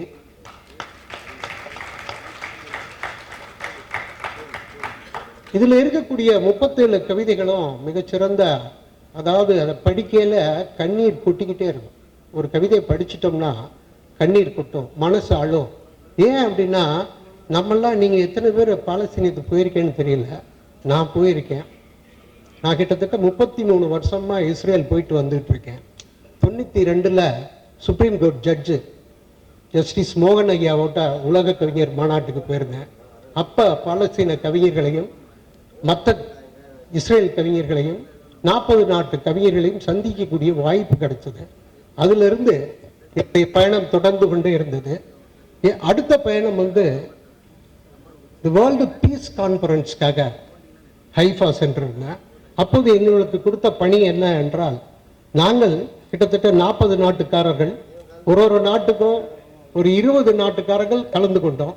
ஒரு நாட்டுக்கும் ஒரு டைரக்டர்ஸ் போட்டிருக்காங்க பீஸ் கமிட்டியில். அந்த வகையில் என்னை இந்திய நாட்டுக்கான டைரக்டராக போட்டிருந்தாங்க. அதனால என்னை அழைச்சதுனால ஹைஃபால இருந்து நாங்கள் ஒரு 2 பஸ்ஸில் பாலஸ்தீனத்துக்கு போனோம். பாலஸ்தீன உள்ளுக்கு போனோன்னா அங்கே பாலஸ்தீனத்தில் என்னன்னா, இரவு திருமணம் எப்படி நடக்கும் அப்படிங்கிறத எங்களுக்காக அவர்கள் டிராமாவாக போட்டு காமிச்சாங்க. ஸோ பெண்கள் சமையல் செய்து சாப்பாடெல்லாம் கொடுத்தாங்க. இந்த டான்ஸ் பெர்ஃபார்மன்ஸ் இதெல்லாம் பார்த்துட்டு, அதுக்கு முன்னாடி டெல்லவீவில் கடற்கரையிலேருந்து சூரிய வெளிச்சத்தில் ரெயின்போ வர வைக்கிற, நெட்டில் போய் பார்த்தீங்கன்னா தெரியும், ரெயின்போ மேன்னு போடுவாப்புல. அவர் ரெயின்போ வர வச்சு காமிச்சார். இந்த ரெயின்போ பட்டப்பகலில் சூரிய வெளிச்சத்தில் ரெயின்போ வட்டமாக காமிச்சாங்க. ஸோ அதுக்கப்புறம் நாங்கள் பாலஸ்தீனத்துக்கு போகல.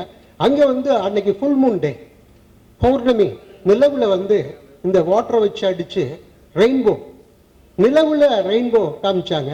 இப்படியான மகிழ்ச்சியான தருணத்தை உருவாக்குறதுக்காக நாங்கள் போனோம். திரும்பி வரையில பாலஸ்தீனத்தில் இருக்கக்கூடிய சாதாரண மக்கள், அதாவது டீச்சர்ஸ், டெய்லர், இந்த மாதிரி மக்களும் இளைஞர்களையும் கூட்டிகிட்டு ஹைஃபாவுக்கு வந்தோம். ஹைஃபாவில் மேயர், கவர்னர் எல்லாம் விருந்து கொடுத்து ஒரு சிறப்பு செஞ்சாங்க. இதை நாங்கள் தொடர்ந்துக்கிட்டே இருந்தோம். இப்போ சமீபத்தில் தான் இப்படி ஒரு பிரச்சனை ஸோ கஷ்டப்படுறத பார்க்கல சில நேரம் சாப்பிட முடியாது, சில நேரம் தூங்க முடியாது. இந்த கவிதையை படித்த உடனே ரொம்பவே தூங்க முடியாமல் கஷ்டப்பட வைத்தது. தயவு செய்து படித்து பாருங்கள். அவர்களுக்கு இந்த நூலை ஆங்கிலத்தில் மொழிபெயர்க்க வேண்டும் என்று அன்போடு கேட்டுக்கொள்கின்றேன். இந்த ஆங்கில நூலை நாங்கள் எடுத்து சென்று அவர்களிடம் கொடுக்க முடியும் என்று கேட்டுக்கொண்டு, இந்த காத்திருக்கும் சாவிகள் விரைவில் அமைதி திரும்பும் என்ற நம்பிக்கையோடு, கவிதை விதைகள் விதைக்க விதைக்க அந்த கவிதை காட்டில் பாலஸ்தீன குழந்தைகளும் யூத குழந்தைகளும் அமைதி காற்றோடு கை குலுக்கிக் கொண்டிருப்பார்கள் என்ற நம்பிக்கையோடு விடைபெறுகிறேன். நன்றி, வணக்கம்.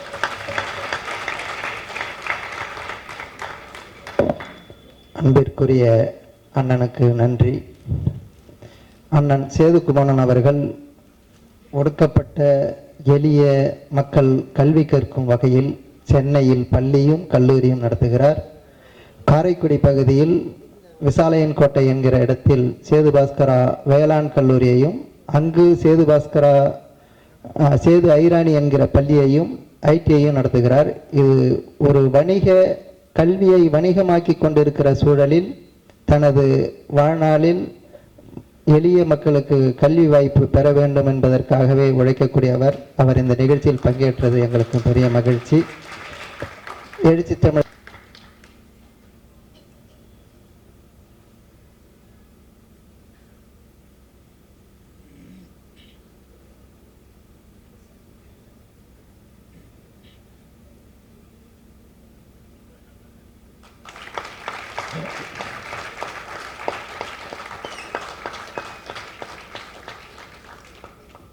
தோழர் செல்வா அவர்களுக்கு எழுச்சி தமிழர் அவர்கள் பொன்னடை கொடுத்தார்.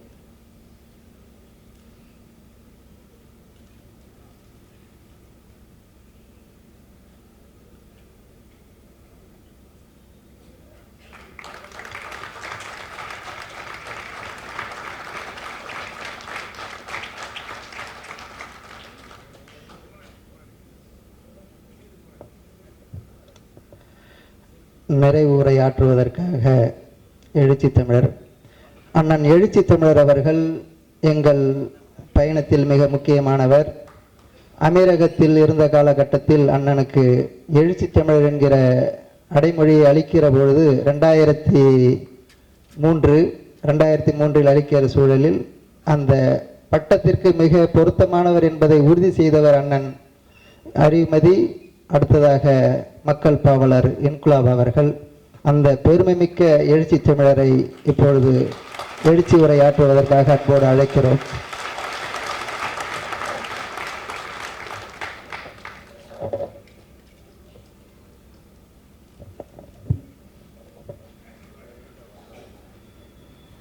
அன்பார்ந்த கவிஞர் ஜோசப் ராஜா அவர்களின் காத்திருக்கும் சாவிகள் கவிதை நூல் வெளியீட்டு விழாவை தலைமை வகித்து சிறப்பித்துக் கொண்டிருக்கிற, உரையாற்றி அமர்ந்திருக்கிற ஆசிய பண்பாட்டு ஆராய்ச்சி மையத்தின் நிறுவனர் பேராசிரியர் மாப்பா அண்ணாதுரை அவர்களே, வருகை தந்திருக்கிற நம் அனைவரையும் வரவேற்று உரையாற்றி சிறப்பித்திருக்கிற துவக்கு இலக்கிய அமைப்பின் ஒருங்கிணைப்பாளர் கவிஞர் இசாக் அவர்களே, இந்த கவிதை நூலை அறிமுகம் செய்து சிறப்புரை வழங்கி அமர்ந்திருக்கிற மார்க்சிஸ்ட் கம்யூனிஸ்ட் கட்சியின் மைய சென்னை மாவட்ட செயலாளர் தோழர் ஜி செல்வா அவர்களே, கருத்துரை வழங்கி இந்நிகழ்வுக்கு சிறப்பு சேர்த்திருக்கிற சேது பாஸ்கரா கல்வி குழுமத்தின் தலைவர் டாக்டர் சேது குமணன் அவர்களே, இயக்குனர் செழியன் அவர்களே, இந்த நூல் ஆசிரியர் விழா நாயகர் கவிஞர் ஜோசப் ராஜா அவர்களே மற்றும் இந்த நிகழ்வில் பங்கேற்று இதனை சிறப்பித்துக் கொண்டிருக்கிற தமிழ் சொந்தங்களே, மாந்தநேய சக்திகளே, உங்கள் அனைவருக்கும் என்னுடைய பணிவார்ந்த வணக்கத்தை தெரிவித்துக் கொள்கிறேன். இந்த வரலாற்று சிறப்பு வாய்ந்த விழாவில் கவிஞர் ஜோசப் ராஜா அவர்களின் காத்திருக்கும் சாவிகள் என்னும் நூலை வெளியிடக்கூடிய ஒரு அரிய வாய்ப்பை எனக்கு வழங்கியமைக்காக கவிஞர் ஜோசப் ராஜா அவர்களுக்கும்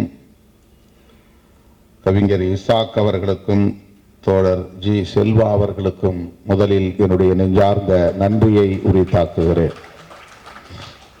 5 மணிக்கே தொடங்கி இருக்க வேண்டிய இந்த நிகழ்வு சற்று காலம் தாழ்ந்து தொடங்க நேர்ந்ததற்கு என்னுடைய வருத்தத்தை தெரிவித்துக் கொள்கிறேன். கடந்த ஓரிரு வாரங்களாக எனது வலது கண்ணில் சற்று ஒரு சிறிய கட்டி ஏற்பட்டு அதனால் வலி ஏற்பட்டு அந்த வலியுடனாகவே தொடர்ந்து பல நிகழ்ச்சிகளில் நான் பங்கேற்க வேண்டியிருந்தது. இன்றைக்கு தவிர்க்க முடியாமல் அதிலே ஒரு சிறிய அறுவை செய்ய வேண்டிய ஒரு கட்டாயம் 3 மணிக்கு. தோழர் இசாக் அவர்களுக்கு இந்த தகவலை சொல்லியிருந்தோம். நான் அதை முடித்து கொண்டு சற்று காலந்தாழ்ந்து வர நேருகிற சூழல், நிகழ்ச்சியை தொடங்கி நடத்தி கொண்டிருங்கள் என்று நான் கேட்டுக்கொண்டேன். என்றாலும் கூட நான் வரும் வரையில் காத்திருந்து பேராசிரியர் மாப்பா அண்ணாதுரை உள்ளிட்ட மூத்தவர்கள் பலரும் இங்கே காத்திருந்து இந்த நிகழ்ச்சியை சிறப்பாக நடத்தி கொண்டிருப்பதை எண்ணி மகிழ்ச்சி அடைகிறேன். இந்த நிகழ்ச்சிக்கு பிறகு நான் இன்னும் ஒரு நிகழ்ச்சிகளுக்கு செல்ல வேண்டும். படத்திறப்பு நிகழ்ச்சி ஒன்று உள்ளது. அலுவலகம் போய் காத்திருந்து என்னை பார்க்க முடியாமல் பலரும் இங்கே வந்து அரங்கில் அமர்ந்திருக்கிறார்கள். அவர்கள் எப்போது என்னை விடுவிப்பார்கள் என்று எனக்கு தெரியாது. ஆகவே அந்த பதைப்போடு தான் உங்கள் முன்னால் நின்று கொண்டிருக்கிறேன். இன்றைக்கு காலையில் முதல்வர் தலைமையிலே முக்கியமான ஒரு கலந்தாய்வு கூட்டம், அதைத் தொடர்ந்து பல நிகழ்ச்சிகள். சில நாட்களுக்கு முன்னதாகவே இந்த நூலை கவிஞர் ஜோசப் ராஜா அவர்களும் ஈசாக் அவர்களும் வந்து என்னிடத்திலே தந்தார்கள். வழக்கம் போல படிக்க நேரம் கிட்டவில்லை. இந்த நிகழ்ச்சி காலையில் முற்பகலில் தான் இங்கே நடப்பதாக இருந்தது. 10 மணிக்கு தொடங்கி நண்பகல் 1 மணிக்கு இதை நிறைவு செய்வதாக திட்டமிட்டிருந்தார்கள். எனக்காக திடுமென அறிவிக்கப்பட்ட முதல்வர் தலைமையிலான நிகழ்வுக்காக அதிலே நான் கட்டாயம் பங்கேற்றாக வேண்டும் என்கிற ஒரு சூழலில் இதை மாலை நிகழ்வாக மாற்றிக்கொண்டார்கள். அதற்காகவும் நான் நன்றி சொல்ல கடமைப்பட்டிருக்கிறேன்.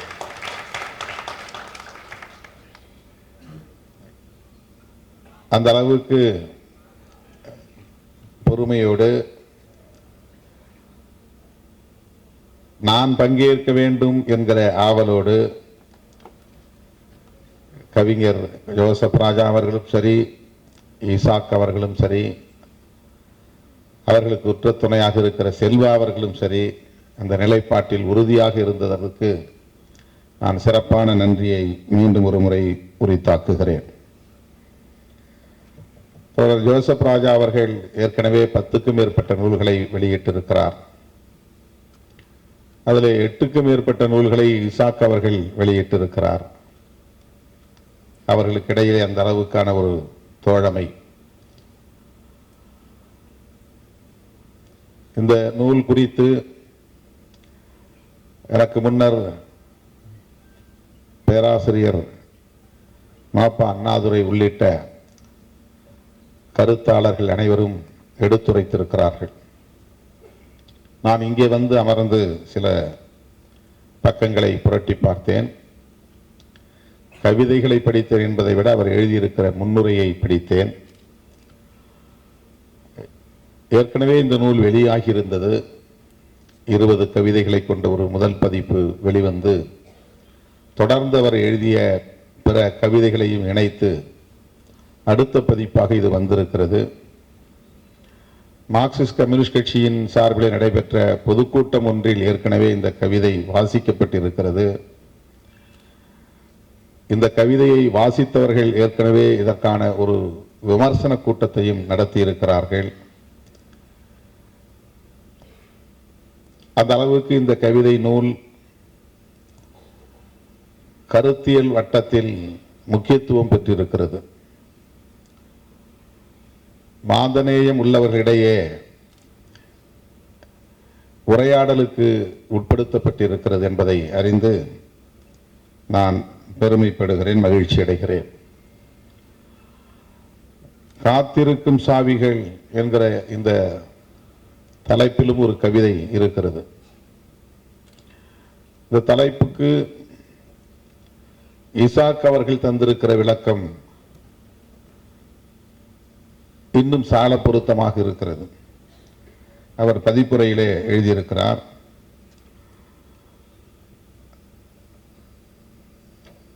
தோழர் ஜோசப் ராஜாவின் காத்திருக்கும் சாவிகள் கவிதை தொகுப்பு சில மனித இதயங்களையாவது திறக்கும் என்கிற நம்பிக்கையோடு இதை வெளியிடுகிறோம் என்று அவர் பதிவு செய்திருக்கிறார். இந்த சாவிகள் வீடுகளை இழந்த மக்களின் துயரங்களை போக்கும் வகையில் என்றாவது ஒரு நாள் நாடு கிடைக்கும், வீடு கிடைக்கும். அப்போது இந்த சாவிகள் பயன்படும் என்கிற கருத்தை சொல்லுவதாக இருந்தாலும், இப்படிப்பட்ட பெரும் துயரங்கள் அரங்கேறுகிற போது கண்டும் காணாமல் கிடக்கிற மனிதர்களின் இதயங்களை இந்த சாவிகள் திறக்கும் என்கிற நம்பிக்கையை, அந்த அளவுக்கான ஒரு தாக்கத்தை இந்த எழுத்துக்கள் உருவாக்கும் என்கிற நம்பிக்கையை தோழர் இசாக் அவர்கள் இங்கே பதிவு செய்திருக்கிறார். கவிஞர் ஜோசப் ராஜாவின் கவிதையிலும் அதை ஆங்காங்கே வெளிப்படுத்தி இருக்கிறார். மனசாட்சி என்ற ஒன்று இருக்கிறதா உலகில், இன்னும் அது உயிர்ப்புடன் இருக்கிறதா என்கிற கேள்வியை தன்னுடைய எழுத்திலே பதிவு செய்திருக்கிறார். தலைவர்கள் பேசிக்கொண்டே இருக்கிறார்கள் என்கிற தலைப்பிலே இன்னொரு கவிதை. அந்த கவிதையில் இங்கே மக்களை பாதுகாப்பதற்கும் மனிதத்தை பாதுகாப்பதற்கும் பொறுப்புள்ள தலைவன் இல்லை என்கிற வேதனையை வெளிப்படுத்துகிற கவிதையாக இருக்கிறது. தலைவர்கள் பேசிக்கொண்டே இருக்கிறார்கள், ஆனால் செயல்படக்கூடியவர்களாக இல்லை, மக்களை பாதுகாக்கக்கூடியவர்களாக இல்லை என்கிற வழியை இங்கே பகிர்ந்திருக்கிறார். கவிஞருடைய எழுத்துக்கள் நமக்கு என்ன சொல்ல வருகின்றன என்று பார்க்கிற போது, போர் கூடாது, யுத்தம் கூடாது, இங்கே வெறுப்பு விதைக்கப்படுகிறது. சாதியின் பெயரால், மதத்தின் பெயரால், இனத்தின் பெயரால், தேசத்தின் பெயரால் வெறுப்பு அரசியல் தொடர்ந்து விதைக்கப்படுகிறது.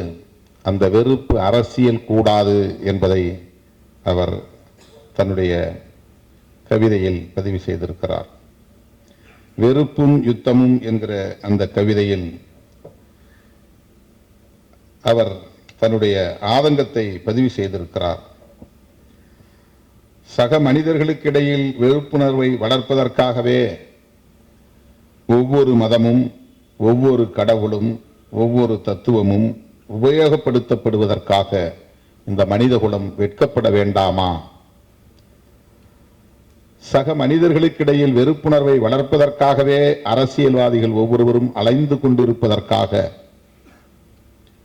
குழந்தைகளுக்கு எதிரான, பெண்களுக்கு எதிரான கொடூரமான திட்டங்களை தீட்டிக் கொண்டிருப்பதற்காக இந்த மனிதகுலம் வெட்கப்பட வேண்டாமா? ஒட்டுமொத்தமாக உலகம் முழுவதும் இருக்கிற மனித குலத்துக்கே அவர் கேள்வியை எழுப்புகிறார். ஜனநாயக சக்திகளுக்கு மட்டும் அவர் எழுப்பவில்லை.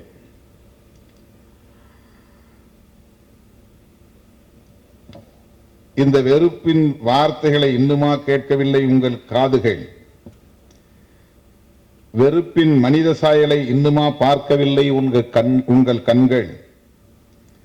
வெறுப்பின் வார்த்தைகளை இன்னுமா கேட்கவில்லை உங்கள் காதுகள்? வெறுப்பின் மனித சாயலை இன்னுமா பார்க்கவில்லை உங்கள் கண்கள்? பாருங்கள் பிணக்குவியல்களை.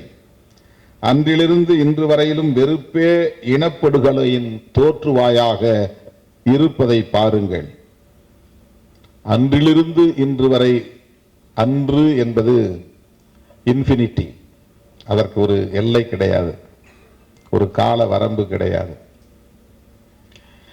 பாலஸ்தீன கவிதைகள் எம்ஏ நுகுமான் அவர்கள் எழுதிய கவிதைகளை நான் படித்தேன். அதிலிருந்து பாலஸ்தீனத்தை நான் உணரத் தொடங்கினேன். 40 ஆண்டுகளுக்கு பிறகு மீண்டும் நானும் பாலஸ்தீனம் குறித்து கவிதைகளை எழுதுகிறேன். எத்தனை ஆண்டுகள் கடந்திருக்கின்றன! 75 ஆண்டுகளுக்கு மேலாக இதே யுத்தம் தொடர்ந்து கொண்டே இருக்கிறது. குழந்தைகள் கொல்லப்பட்டு கொண்டே இருக்கிறார்கள் என்று குழந்தைகளை பற்றியும் இங்கே தன்னுடைய பெருந்துயரத்தை பதிவு செய்திருக்கிறார். யுத்தங்களின் வெறுப்பே யுத்தங்களின் தோற்றுவாயாக இருப்பதை பாருங்கள். உங்களுக்காக இல்லை என்றாலும் உங்களின் பிள்ளைகளுக்காக. வெறுப்பிற்கு எதிராக பேசத் தொடங்குங்கள். பாலஸ்தீனத்தை தொடர்ந்து லெபனானை தொடர்ந்து இந்தியா என்றுதான் இந்த கவிதையை முடித்திருக்க வேண்டும். லெபனானை தொடர்ந்து என்ற கேள்விக்குறியோடு அவர் முடித்திருக்கிறார். லெபனானை தொடர்ந்து இந்தியா என்றுதான் இந்த கவிதை முடிந்திருக்க வேண்டும் என்று நான் கருதுகிறேன். வெறுப்பு அரசியல் அங்கிங்கனாதபடி எங்கும் இன்றைக்கு விதைக்கப்பட்டு வருகிறது. மொழியின் பெயராலும் வெறுப்பு அரசியல் விதைக்கப்படுகிறது.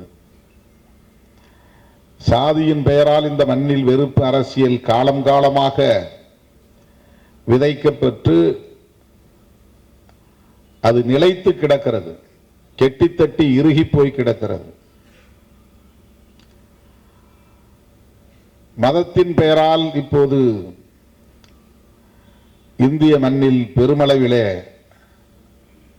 வளர்த்தெடுக்கப்படுகிறது. ஆக இந்த வெறுப்பு எங்கே போய் முடியும்? ஈழ இனக்கொலை இன்றைக்கு பாலஸ்தீன இனக்கொலை என்று ஒரு இனத்தின் மீதான வெறுப்பாக விஸ்வரூபம் எடுக்கிறது. அது இனக்கொலையில் போய் முடிகிறது. உலகம் முழுவதும் இப்படி மனித குலம்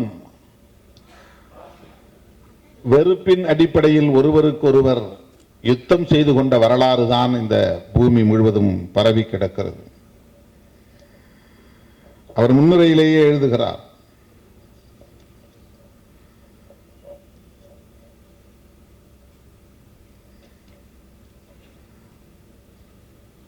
யுத்தம் எவ்வளவு கொடுமையானது. பல்லாயிரம் வருடங்களாக இந்த பூமியின் காதுகள் இந்த கவிதைகளை கேட்டுக்கொண்டே இருக்கின்றன. பல்லாயிரம் வருடங்களாக இந்த பூமியின் தோளில் கவிதைகள் எழுதப்பட்டுக் கொண்டே இருக்கின்றன. வரலாற்று தொடர்ச்சி நிற்கப் போகிறோமா இல்லை விலகப் போகிறோமா என்பதைத்தான் நாம் முடிவு செய்ய வேண்டும். இந்த கவிதைகள் என்று சொல்லுவது யுத்தம் வேண்டாம் என்கிற கவிதைகள் இந்த பூமியின் காதுகளில் ஒலித்துக் கொண்டே இருக்கின்றன. இந்த பூமியின் தோலில் எழுதப்பட்டுக் கொண்டே இருக்கின்றன.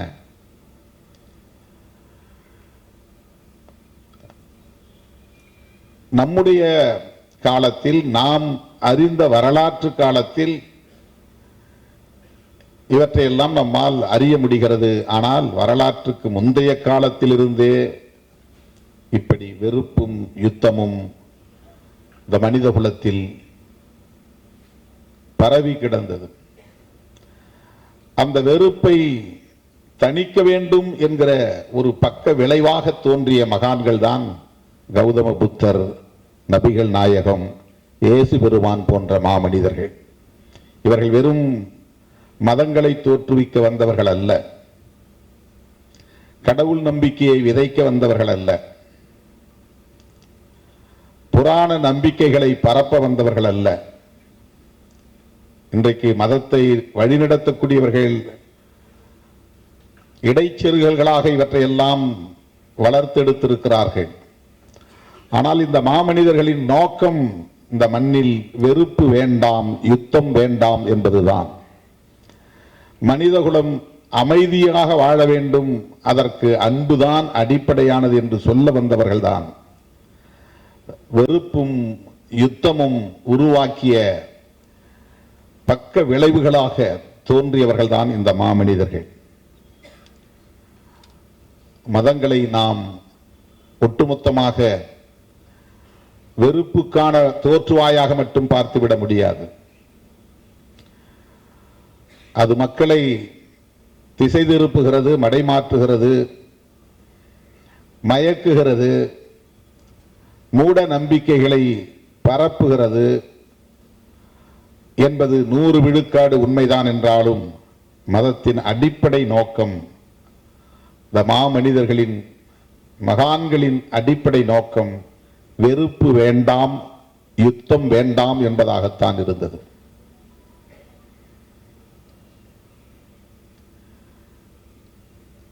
மாந்தநேயம் இங்கே மேலோங்க வேண்டும், செழித்தோங்க வேண்டும் என்பதுதான் மார்க்சியத்தின் கனவு.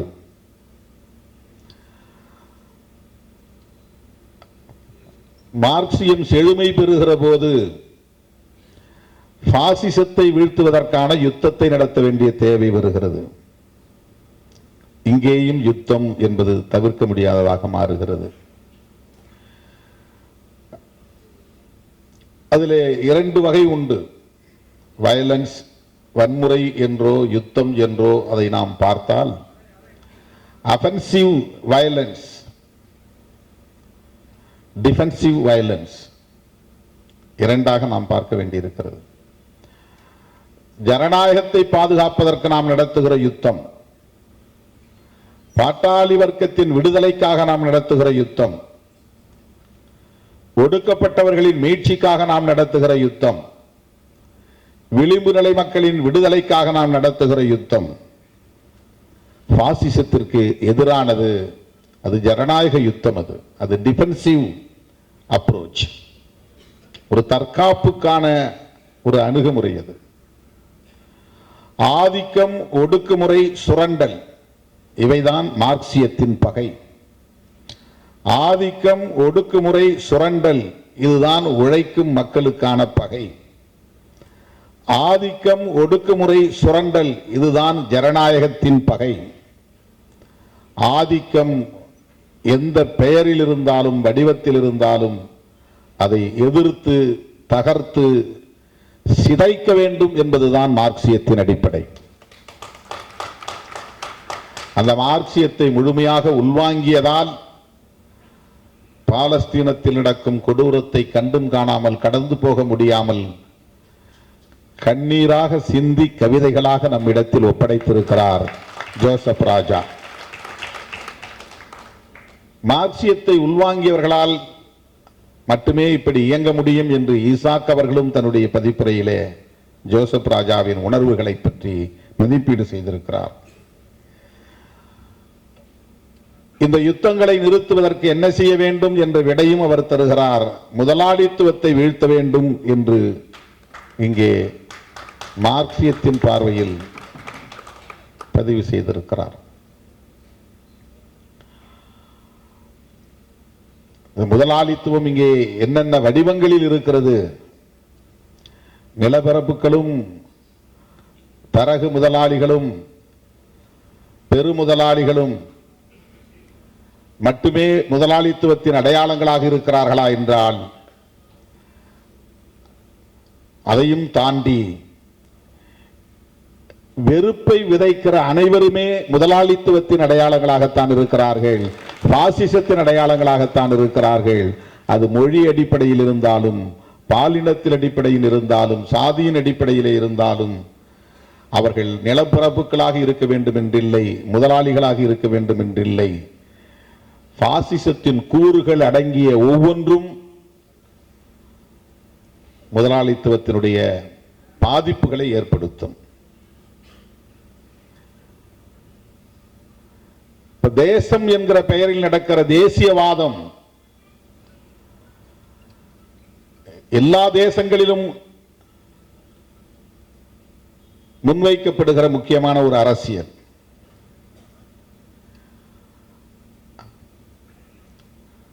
இந்த பூமி பந்து மனிதகுலம் யாவருக்கும் பொதுவானது, உயிரினங்கள் யாவற்றுக்கும் பொதுவானது, மனித குலத்திற்கு மட்டுமல்ல.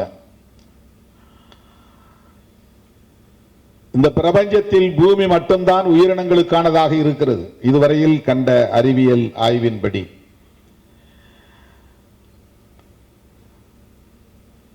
அனைத்து உயிரினங்களும் வாழ்வதற்கான வாழ்வாதாரத்தை கொண்டிருக்கிற, மூலாதாரத்தை கொண்டிருக்கிற இந்த பூ உலகை மனிதன் தேசம் என்கிற பெயரால் கோடுகளை வரைந்து கூறு போடுகிறான்.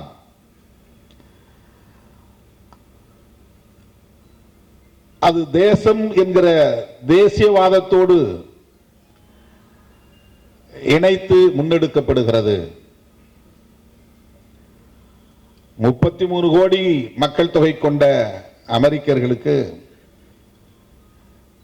இந்தியாவை போல பல மடங்கு பரப்பளவு உள்ள நிலம் சொந்தமாக இருக்கிறது. 150 கோடி மக்கள் தொகை கொண்ட இந்தியாவுக்கு எவ்வளவு நிலப்பரப்பு இருக்கிறது என்பதை நாம் ஒப்பீடு செய்து பார்க்க வேண்டியிருக்கிறது. இந்தியா என்கிற எல்லைக்கோட்டுக்குள்ளே 150 கோடி மக்களும் இருக்க வேண்டும். இன்னும் 10 ஆண்டுகளுக்கு பிறகு அது 180 கோடியாக கூட உயரும். அடுத்த சில 10 ஆண்டுகளில் 200 கோடியை தாண்டும். இவர்கள் இந்த எல்லைக்கோட்டை தாண்ட முடியாது என்கிற நிலை. இந்த அரங்கத்திற்குள்ளே 400 பேர் உட்கார முடியும். மேலும் 100 பேர் வந்தால் 100 பேர் நிற்கலாம். இன்னும் 200 பேர் வந்தால் எப்படி இங்கே இந்த அரங்கம் தாங்கும் என்கிற நிலை இருக்கிறது அல்லவா? இந்த தேசம் என்கிற தேசியவாதம் எப்படி இந்த மனித குலத்தை முடக்குகிறது, நெருக்கடிக்குள்ளாக்குகிறது என்பதை எண்ணி பார்க்கிற போது அச்சமாக இருக்கிறது.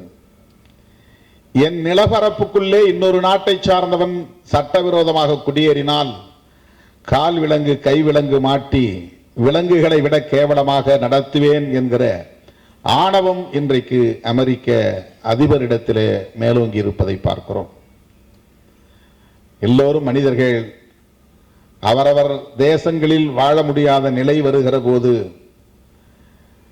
புலம்பெயர்ந்து இந்த மண்ணுக்கு வந்தவர்களை நாங்கள் அரவணைக்க இருக்கிறோம் என்கிற மாந்தநேயம் இல்லை.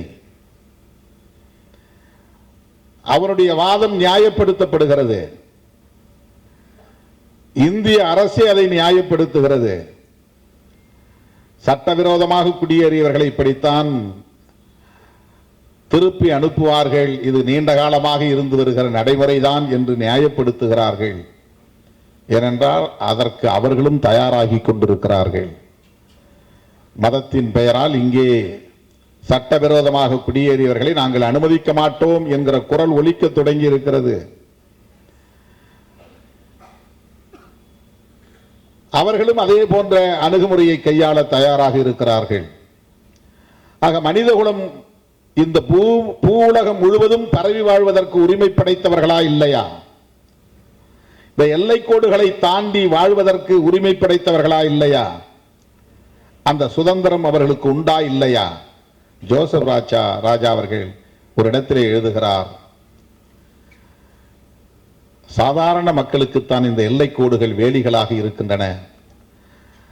அந்த எல்லைக்கோடுகளிடையே அகதிகளின் குரல் ஒலிப்பதை உங்கள் காதுகள் கேட்கவில்லையா? ஆனால் முதலாளிகளுக்கும் வியாபாரிகளுக்கும் உலகமயமாக்கல் எல்லைக்கோடுகளை திறந்து விடுகின்றனவே, அது எப்படி என்று கேட்கிறார். எந்த முதலாளிக்கும் எந்த வியாபாரிக்கும் ஒரு தேசத்தின் எல்லைக்கோடு தடைக்கல்லாக இருப்பதில்லையே, வேலியாக இருப்பதில்லையே. அதற்கு அவன் கண்டுபிடித்திருக்கிற சாவி உலகமயமாக்கல். உலகமயமாதல் என்கிற கோட்பாடு அவனுக்கு எல்லா எல்லை கோடுகளையும் திறந்து விடுகிறது, தேச வரம்புகளை திறந்து விடுகிறது, தடை இல்லை. உழைக்கிற மக்கள் குடிமக்களாக ஒரு தேசத்திற்குள்ளே வாழ்வதற்கே போராட வேண்டியிருக்கிறது. ஒவ்வொரு தேசத்திலும் இது மிகப்பெரிய பிரச்சனையாக மாறிக்கொண்டிருக்கிறது, நெருக்கடியாக மாறிக்கொண்டிருக்கிறது. தேசத்தின் எல்லைக்கோடுகள் தேவையா என்கிற கேள்வி எழுகிறது.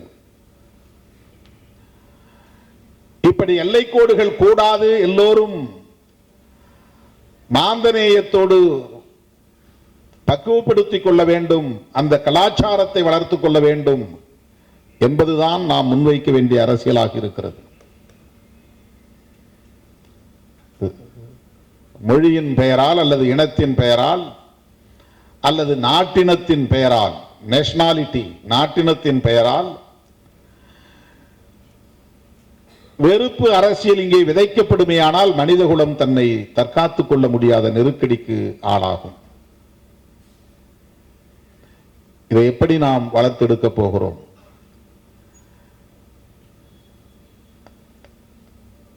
உலகில் எவ்வளவு பெரிய தத்துவ ஞானிகள் தோன்றியிருந்தாலும் இதற்கு விடை சொன்ன தமிழ் அறிஞன் ஒரு கோட்பாட்டு சாவியை நமக்கு தந்திருக்கிறான். அதுதான் யாதும் ஊரே யாவரும் கேளீர் என்பதாகும். இந்த இரண்டு சொற்கள் மார்க்சியத்தையும் விட மேலோங்கி இருப்பதாக நான் பார்க்கிறேன். அதன் ஆழமான கருத்தை உள்வாங்கி இருப்பதாக நான் பார்க்கிறேன். 1.25 வரி திருக்குறளை விடவும் இது மிகவும் சிறந்ததாக நான் பார்க்கிறேன். யாதும் ஊரே யாவரும் கேளீர். பூ உலகம் முழுவதும் எந்த தேச எல்லைகளும் வேண்டாம், எல்லோரும் என் ஊரே என்கிற உணர்வு, எல்லா ஊரும் என் ஊரே என்கிற உணர்வு, எல்லோரும் என் உறவினர்களே என்கிற உணர்வு இங்கே வளர்த்தெடுக்கப்பட வேண்டும். அந்த உணர்வு மேலோங்கி இருந்தால் பாலஸ்தீனத்தில் இந்த கொடூரம் நிகழாது, அதை நியாயப்படுத்துகிற குரலும் ஒலிக்காது. இதுதானே ஈழத்திலும் அங்கே சகோதரத்துவம் இருந்தால் ஏன் தனி ஈழம் என்கிற கேள்வி, அந்த விடை, அந்த கோரிக்கை எழுகிறது. சகோதரத்துவம் இருந்தால், மாந்தநேயம் இருந்தால், அன்பு விதைக்கப்பட்டிருந்தால், உனக்கு ஒரு நாடு எனக்கு ஒரு நாடு என்ற அந்த தீவை பங்கு போட்டுக் கொள்ள வேண்டும் என்கிற தேவை எங்கிருந்து எழுகிறது? சிங்கள பௌத்த பேரினவாதத்தின் கொடூரமான ஒடுக்குமுறைகளில் இருந்தும் ஆதிக்கம் ஆக்கிரமிப்புகளில் இருந்தும் தான் தன்னை தற்காத்துக் கொள்வதற்கான ஒரு பக்க விளைவாக எல்டிடி என்கிற இயக்கம் உருவாகிறது. அது ஒரு சைடு எஃபெக்ட், அது ஒரு டிஃபென்சிவ் மோட், ஒரு தற்காப்புக்கான ஒரு முயற்சி அது. ஆனால் உலகம் அவர்களை பயங்கரவாதிகள் என்கிறார்கள். உண்மையிலேயே பயங்கரவாதத்தை கட்டவிழ்த்து விட்டவர்களை நட்பு சக்தியாக அரவணைக்கிறார்கள்.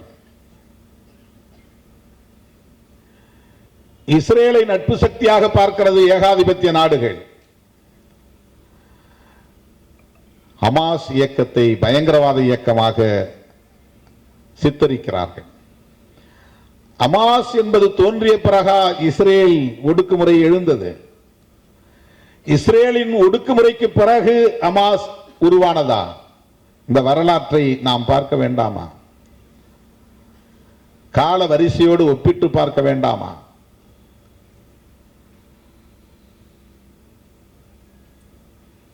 அஃபென்சிவ் அப்ரோச் என்பது வேறு, டிஃபென்சிவ் அப்ரோச் என்பது வேறு.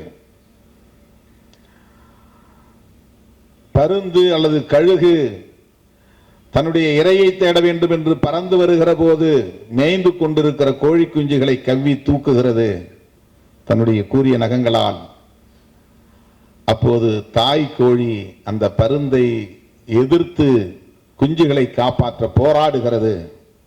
உலகம் கோழியை பார்த்து வன்முறை செய்கிறது என்று சொல்லுகிறது. தாய்க்கோழியை பார்த்து பயங்கரவாதி என்று சொல்லுகிறது. பருந்து கழுகு அவர்களுக்கு நட்பு சக்தியாக தெரிகிறது. இன்றைக்கு உலகத்தின் பார்வை இப்படித்தான் இருக்கிறது. சிறுபான்மையினர் இங்கே தங்களை தற்காத்துக் கொள்வதற்கு முன்னெடுக்கக்கூடிய முயற்சிகளை பயங்கரவாதம் என்று சித்தரிக்கிறார்கள். சாதி அடிப்படையில் காலம் காலமாக ஒடுக்கப்பட்டவர்கள் தங்களை விடுவித்துக் கொள்ள வேண்டும் என்று மேற்கொள்ளுகிற சிறிய சிறிய முயற்சிகளை சாதியின் பெயரால் இவர்கள் இங்கே வன்மத்தை பரப்புகிறார்கள் என்று முத்திரை குத்த பார்க்கிறார்கள்.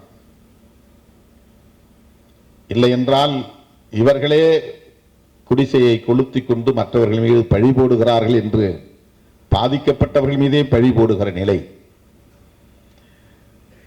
குடிநீரிலே மனித கழிவை இவர்களே கலந்துவிட்டு மற்றவர்கள் மீது பழி போடுகிறார்கள் என்று சொல்லுகிற அவலம். உலகின் பார்வையை இன்றைக்கு மாற்றப்பட வேண்டிய தேவை இருக்கிறது. சிதறி கிடக்கிறவர்கள் ஒருங்கிணைய வேண்டிய கட்டாயம் இருக்கிறது. பாதிக்கப்பட்டவர்களின் பக்கம் நின்று பேச வேண்டிய அரசியல் இங்கே தேவைப்படுகிறது.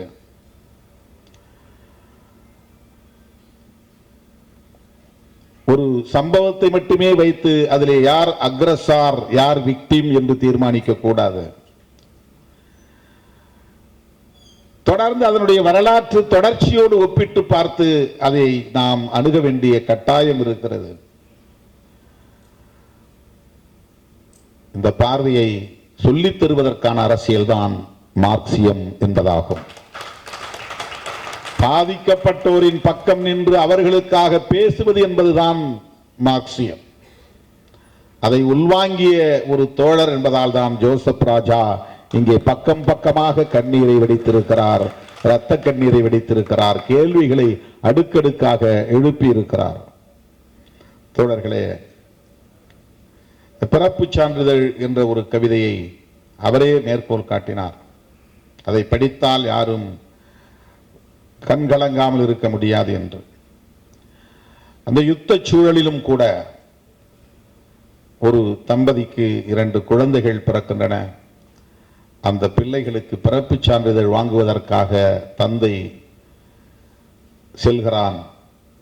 பிறப்பு சான்றிதழை வாங்கி கொண்டு அவன் திரும்புகிற போது அவனுக்கு ஒரு அழைப்பு வருகிறது. அந்த அழைப்பை யார் செய்தானோ அவனால் என்ன நடந்தது என்று சொல்ல முடியவில்லை என்று அந்த துயரத்தை பதிவு செய்து கொண்டே வருகிற போது அவன் பிறப்பு சான்றிதழோடு வருகிறான். வீட்டுக்கு வந்து பார்த்தால் வீடு இருந்த இடம் தெரியவில்லை, தரைமட்டமாகிவிட்டது. வீடு தரைமட்டமாகிவிட்டால் அங்கே இருந்த மனைவி பிள்ளைகள் என்ன ஆனார்கள்? புகையாகி போனார்கள். அப்போது அவன் மனம் எப்படி பதைத்திருக்கும் என்பதை பதைப்போடு பதிவு செய்திருக்கிறார் ஜோசப் ராஜா. அதுதான் அந்த கவிதை. காட்டு மிராண்டிகளால் சுடுகாடாக மாற்றப்பட்டுக் கொண்டிருக்கும் காசாவில் வசித்துக் கொண்டிருக்கும் அபு அல் ஹுசாமிற்கு அல்லாவின் கிருபையால் இரட்டை குழந்தை பிறக்கிறது. அந்த துயரத்திலும் அப்படி ஒரு மகிழ்ச்சி நிறைத்துக் கொள்கிறது அந்த வீட்டை. ஓயாத குண்டு சத்தங்களுக்கு இடையில் அந்த குழந்தைகளின் அழுகை இசையாய் இசையாய் இசையாகவே இசைத்துக் கொண்டிருக்கிறது. அந்த பிஞ்சு குழந்தைகளை கொஞ்சுகிறாள் தாய், கொஞ்சுகிறான் தகப்பன், கொஞ்சுகிறாள் பாட்டி. குழந்தைகள் கொஞ்சப்பட வேண்டியவர்கள் என்பது ஒரு முட்டாளுக்கும் கூட தெரியும் என்று தான் நினைத்திருந்தேன். 4 நாட்கள் கழித்து குழந்தைகளின் பிறப்புச் சான்றிதழை வாங்குவதற்காக அரசு அலுவலகம் செல்கிறான் அபு அல் குசாம். பிறப்புச் சான்றிதழை மகிழ்ச்சியோடு வாங்கியவனுக்கு பக்கத்து வீட்டுக்காரரிடமிருந்து அழைப்பு வருகிறது. சொல்ல முடியாமல் தவிக்கிறார் அழைத்தவர். கேட்க முடியாமல் துடித்தவன் பிறப்புச் சான்றிதழோடு விரைகிறான். அவனால் நம்ப முடியவில்லை. சில மணி நேரங்களுக்கு முன்னால் அங்கிருந்து அவனுடைய வீட்டிலிருந்து தான் புறப்பட்டிருந்தான். வீடு இருந்ததற்கான எந்த தடயங்களும் இப்போது இல்லை. அப்படி என்றால் அம்மா, அப்படி என்றால் மனைவி, அப்படி என்றால் 2 குழந்தைகள், அவ்வளவுதான். அந்த காட்சியை அதற்கு மேல் விவரிக்காமல் அப்படியே விட்டுவிடவே நினைக்கிறேன். ஆனால் பிள்ளைகள் இல்லாத அந்த பிறப்புச் சான்றிதழ் வாழ்வு முழுவதும் வதைக்குமே. நாசமாய் போகட்டும் யுத்த வெறியர்கள், நாசமாய் போகட்டும் யுத்த வெறியர்கள் என்று ஜோசப் ராஜா இந்த கவிதையை முடிக்கிறார். தோழர்களே, இப்படியெல்லாம் நான் கவிதைகளை எழுதுவதால் எனக்கு ஒரு ஆறுதல் என்று அவர் தன்னைத்தானே தேற்றிக் கொள்கிறார். ஆனால் அது தீர்வு அல்ல, அது அவருக்கும் தெரியும். அவர் என்ன உணர்வை பெற்றிருக்கிறாரோ அந்த உணர்வு நமக்குள்ளும் முகிழ்க்க வேண்டும், துளிர்விட வேண்டும் என்று அவர் விரும்புகிறார்.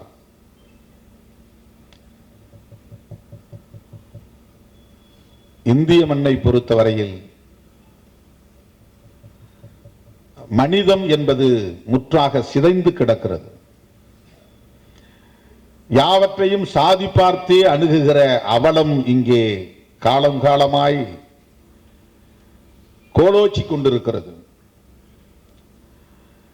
எனவே குடிசைகள் எரிந்தால் எந்த சாதிக்காரன் குடிசைகள் என்று பார்த்துவிட்டு அவன் அதை பற்றி சிந்திக்கிறான்.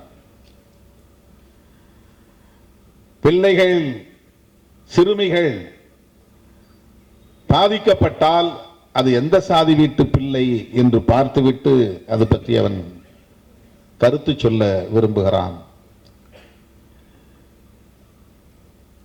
இப்படிப்பட்ட இந்த சமூக கட்டமைப்பில் இவற்றையெல்லாம் தாண்டி மாந்தநேயத்தோடு நாம் இதை அணுக வேண்டும் என்கிற உணர்வு ஜோசப் ராஜா போன்ற இளைஞர்களின் உள்ளத்திலே துளிர்விட்டிருக்கிறது என்றால் அது அவர் உள்வாங்கிய அரசியல்தான், மார்க்சிய அரசியல்தான் என்பதை நம்மால் உறுதிப்படுத்த முடிகிறது. அந்த அரசியல் இங்கே வலுப்பெற வேண்டும், செழுமை பெற வேண்டும். அதற்கு நாம் அனைவரும் ஒருங்கிணைந்து களமாடுவோம் என்று சொல்லி வாய்ப்புக்கு நன்றி கூறி, கவிஞரை பாராட்டி வாழ்த்தி வாய்ப்புக்கு நன்றி கூறி முடிக்கிறேன். நன்றி, வணக்கம்.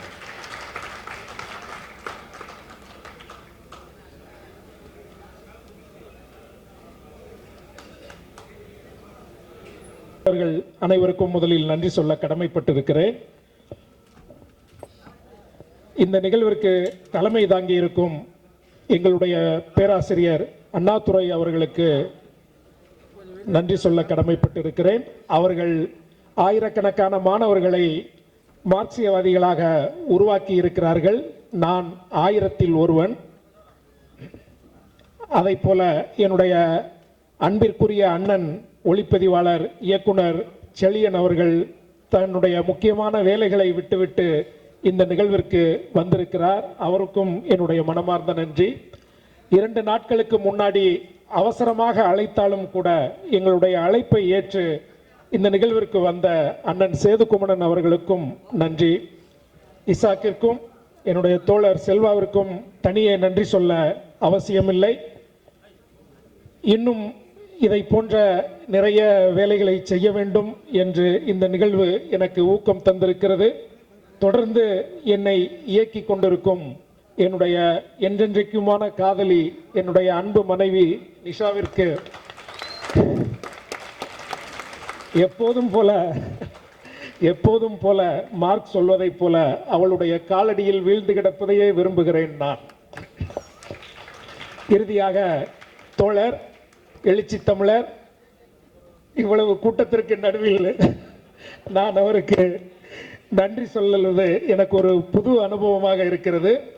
ஆனாலும் ஒரு 2 நிமிடங்கள் நான் என்னுடைய அன்பு தோழரை இந்த மாபெரும் மக்கள் தலைவரை, அவரை பற்றி நான் உங்களிடம் சில வார்த்தைகளை பகிர்ந்து கொள்கிறேன். நாங்கள் தொடக்க காலத்தில் அண்ணன் என்றுதான் அழைப்போம். அவரை எங்களுக்குள் பேசும் பொழுது எங்கள் அண்ணன் என்றுதான் பேசுவோம். அதற்கப்புறம் தோழர் என்று அழைப்போம். திருமாவளவன் அவர்களை பேச ஆரம்பிக்கும் பொழுது தோழர் திருமாவளவன், அன்றிலிருந்து இன்று வரை எங்களுக்கு தோழர் திருமாவளவன். உங்களுக்கு ஒரு விஷயத்தை நான் சொல்ல கடமைப்பட்டு இருக்கிறேன்.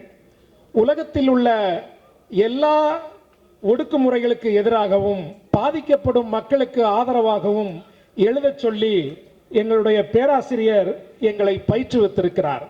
ஆனால் எனக்கு இன்னொரு பயிற்சியும் இருக்கிறது. அமெரிக்காவில் பிரச்சனையாகட்டும், ஐரோப்பாவில் எங்கு நடந்தாலும் பிரச்சனையாகட்டும், நான் அதற்கு கவிதை எழுதும் பொழுது தோழர் திருமாவளவன் அவர்கள் அதை பற்றி என்ன பேசியிருக்கிறார் என்று ஒரு முறை சோதித்து பார்த்துக் கொள்வேன். அநேக நேரங்களில் எனக்கு முன்னால் அவர் அந்த பிரச்சனையை எழுதியிருப்பார். ஒரு சில நேரங்களில் அவருக்கு முன்னாலும் அந்த பிரச்சனையை நான் கவிதையாக எழுதியிருக்கிறேன்.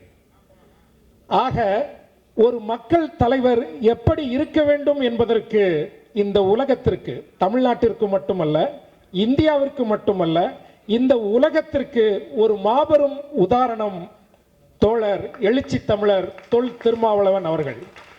அவர்கள் இந்த நூலை வெளியிட்டு இந்த அரசியலை பேச வேண்டும் என்று நானும் தோழர் இசாக்கும் செல்வா அவர்களும் விரும்பினோம். விரும்பியபடி அதை செய்து முடித்தோம் என்பதில் எங்களுக்கு மற்றற்ற மகிழ்ச்சி. வருகை தந்து ஆதரவு தந்த உங்கள் எல்லோருக்கும் நன்றியை தெரிவித்துக் கொள்கிறேன். நன்றி, வணக்கம்.